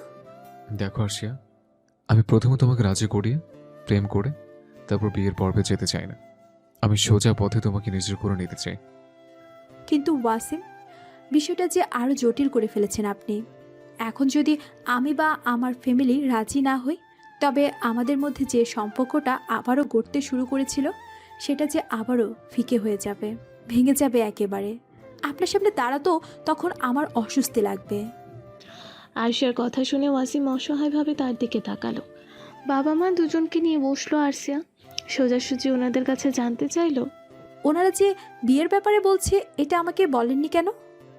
আরশিয়ার প্রশ্ন শুনে ওনারা একে অপরের দিকে তাকালেন, যা দেখে আরশিয়া আবারও বলল, ওনারা যে বিয়ের ব্যাপারে বলছে এটা আমাকে বলনি কেন? দেখো, এইভাবে লুকিয়ে তো লাভ নেই। একসময় আমি এমনিতেই জানতে পারতাম। এই যেমন এখন, এটা খুবই সিরিয়াস একটা ডিসিশন। এইভাবে লুকোচুরি করলে কোনো সমাধান হবে না, উল্টো সম্পর্ক খারাপ হবে। এর থেকে আমরা সামনাসামনি বসে ব্যাপারটা নিয়ে কথা বললে ভালো। আমরা চাইনি তুমি এখন এটা জানো। এসবের মধ্যে মনোযোগ দিয়ে তুমি পড়াশোনায় ক্ষতি করো, এটা চাইনি। এই বিষয়টা নিয়ে কি তোমাদের মধ্যে বাকবিতণ্ডা হচ্ছে? আরশিয়া তাদের হাবভাব দেখে বুঝতে পারল তার ধারণাই ঠিক। পুনরায় একটা দীর্ঘশ্বাস নিয়ে বলল, এখন তোমাদের মতামত কি? কেন তোমাদের মতের অমিল? সুমনা আহমেদ কিছুটা বিরক্তি নিয়েই বললেন, তোমার বাবা চায় না ওয়াসিমের সাথে কোনো সম্পর্কে জড়াতে। মূলত সে চায় না আমার বাপের বাড়ি কোনো মানুষের সাথে কোনোরূপ আত্মীয়তা করতে। বাবা, আত্মীয়দের মধ্যে পুনরায় সম্পর্ক গড়া আমার কাছে যৌক্তিক মনে হচ্ছে না। এতে আগের সম্পর্কটা নষ্ট হওয়ার সম্ভাবনা থাকে বেশি। সমস্যাগুলো মুখ ফুটে বলা যায় না। মা, তোমার কি মত? আমার তেমন কোনো সমস্যা নেই। ওয়াসিম ভালো ছেলে, তবে আমি এক্ষুনি কোনো সম্পর্কে জড়াতে চাইছি না, কারণ সে এখনও চাকরি করছে না। আমি তাকে আগেই বলেছি, সে যদি তোমার পড়াশোনা শেষ হওয়ার আগে সেটেল হতে পারে তবে আমার কোনো আপত্তি নেই। আরশিয়া, এবার বলো তোমার মতামত কি? কারণ সবার আগে তোমার ইচ্ছে সংসার তুমি করবে। বাবা, আমার নিজের কোনো পছন্দ নেই। তোমরা যদি মনে করো ওয়াসিম আমার যোগ্য হবে, তবে আমি খুশি মনে তাকে বিয়ে করতে রাজি। বাকিটা তোমাদের সিদ্ধান্ত। দোটানা মনে কথাটা বলে আরশিয়া চলে তো এলো, তবে তার বুক ধকধক করছে। সে বুঝতে পারছে না কী সিদ্ধান্ত নেবে, তার কী করা উচিত। তাই বাবা মার ওপর ছেড়ে দিয়েছে বিষয়টা। তাদের সিদ্ধান্তকেই সে ভাগ্য হিসেবে মেনে নেবে। চারিদিকে সাজ সাজ রব, সবাই অধীর আগ্রহে অপেক্ষা করছে বিশেষ মুহূর্তটার জন্য। অবশেষে সবার অপেক্ষার অবসান ঘটিয়ে ওয়াসিম আরশিয়ার হাতে আংটি পরিয়ে দিল। এরপর আরশিয়াও ওয়াসিমের হাতে আংটি পরিয়ে দিতে গিয়েও থেমে গেল। একবার তার বাবা মায়ের দিকে তাকালো। আরশিয়ার চোখের ভাষা বুঝতে পেরে ওনারা ইশারায় তাকে আশ্বস্ত করলেন। সম্মতি পেয়ে আরশিয়া আংটি পরিয়ে দিল। তাদের নতুন সম্পর্কের পথে এগিয়ে গেল আরও এক ধাপ। আংটি বদল হয়ে গেলে সবাই হাততালি দিয়ে তাদের অভিবাদন জানালো। আরশিয়াকে ঘিরে ধরেছে সবাই। একে একে সবাই ছবি তুলে যাচ্ছে। ওয়াসিম আপাতত এখানে নেই, সে তার বন্ধুদের খাবারের দিকটা দেখতে গিয়েছে। আপু, তাহলে তুমি এখন আমার ভাবি হয়েই যাচ্ছ? জুবা বলল, কোহিনূর আপু, আমি বোঝাতে পারবো না কতটা খুশি লাগছে আমার। খুশি হয়ে বলল জায়রা। জায়রা, জুবা তোরা একটু সাইডে যা, আমার দামিনুরের সাথে কিছু কথা আছে। শান্ত কণ্ঠে বলল ইনান। কি এমন কথা যেটা আমাদের সামনে বলা যায় না? জুবা প্লিজ জায়রাকে নিয়ে যা, জাস্ট 10 মিনিট, এরপর সারা দিন বসে থাকিস। জায়রা মুখ ভেঙে জুবার সাথে অন্যদিকে চলে গেল। ইনান কয়েক কদম সামনে এগিয়ে এসে দাঁড়ালো। কোহিনুর আপু, তুমি বিয়েটা নিজের 100% সম্মতি তো করছো তো? তোমার মনে কোনো দ্বিধা নেই তো? না ইনান, আমি নিজের সম্মতিতে রাজি হয়েছি। বাবা মায়ের মতের উপর আমার কোনো আপত্তি নেই। ইনান দীর্ঘশ্বাস নিয়ে বলল, জানো আপু, ওয়াসিম ভাই নিজেকে যেরকম দেখায় সে আসলে তেমনটা না। সে খুবই চাপা স্বভাবের, নিজের মনের কথা কাউকে মুখ ফুটে বলতে পারে না। ওয়াসিম ভাই ঘোরাঘোরেও টের পায়নি তোমার প্রতি তার অনুভূতি সম্পর্কে, আমি প্রথম থেকেই বুঝতে পেরেছিলাম। ইনানের কথা শুনে আরশিয়া অবাক নয়নে তার দিকে তাকালো। যা দেখে ইনান হেসে আবারও বলতে লাগলো, ওয়াসিম ভাই যে তোমাকে পছন্দ করত এটা জেনেই আমি তোমার সাথে ওরকম ব্যবহার করতাম, যেন সে মুখ ফসকে হোক বা জেলাসির বসে কথাটা যেন বলে। কিন্তু সেটা তার থেকে আশা করাই ছিল বোকামি। তুমি চলে আসার পর তার উদাসীন ভাবটা আমি দেখেছিলাম, তাই জায়রা জুবা এদেরকে দিয়ে কথাটা বলিয়েছি। আঙ্কেল আন্টি শর্ত দিয়েছিল তোমার পড়াশোনা শেষ হওয়ার আগে যদি সে ভালো জব পায় তবে তোমাদের বিয়ে ওনারা দিবেন। ভাই নিজেকে প্রমাণ করার জন্য একটা চাকরির জন্য কি পরিমাণ পরিশ্রম করেছে সেটা আমরা দেখেছি। তোমার উপর আমার ভরসা আছে, কিন্তু তাও বলছি নিজের মনে সায়না দিলে সরে এসো, না হলে বিয়ে নামক বন্ধনে আবদ্ধ হয়ে গেলে আর কিচ্ছু করতে পারবে না। তখন আমার ভাইটা ভেতরে ভেতরে মরে যাবে।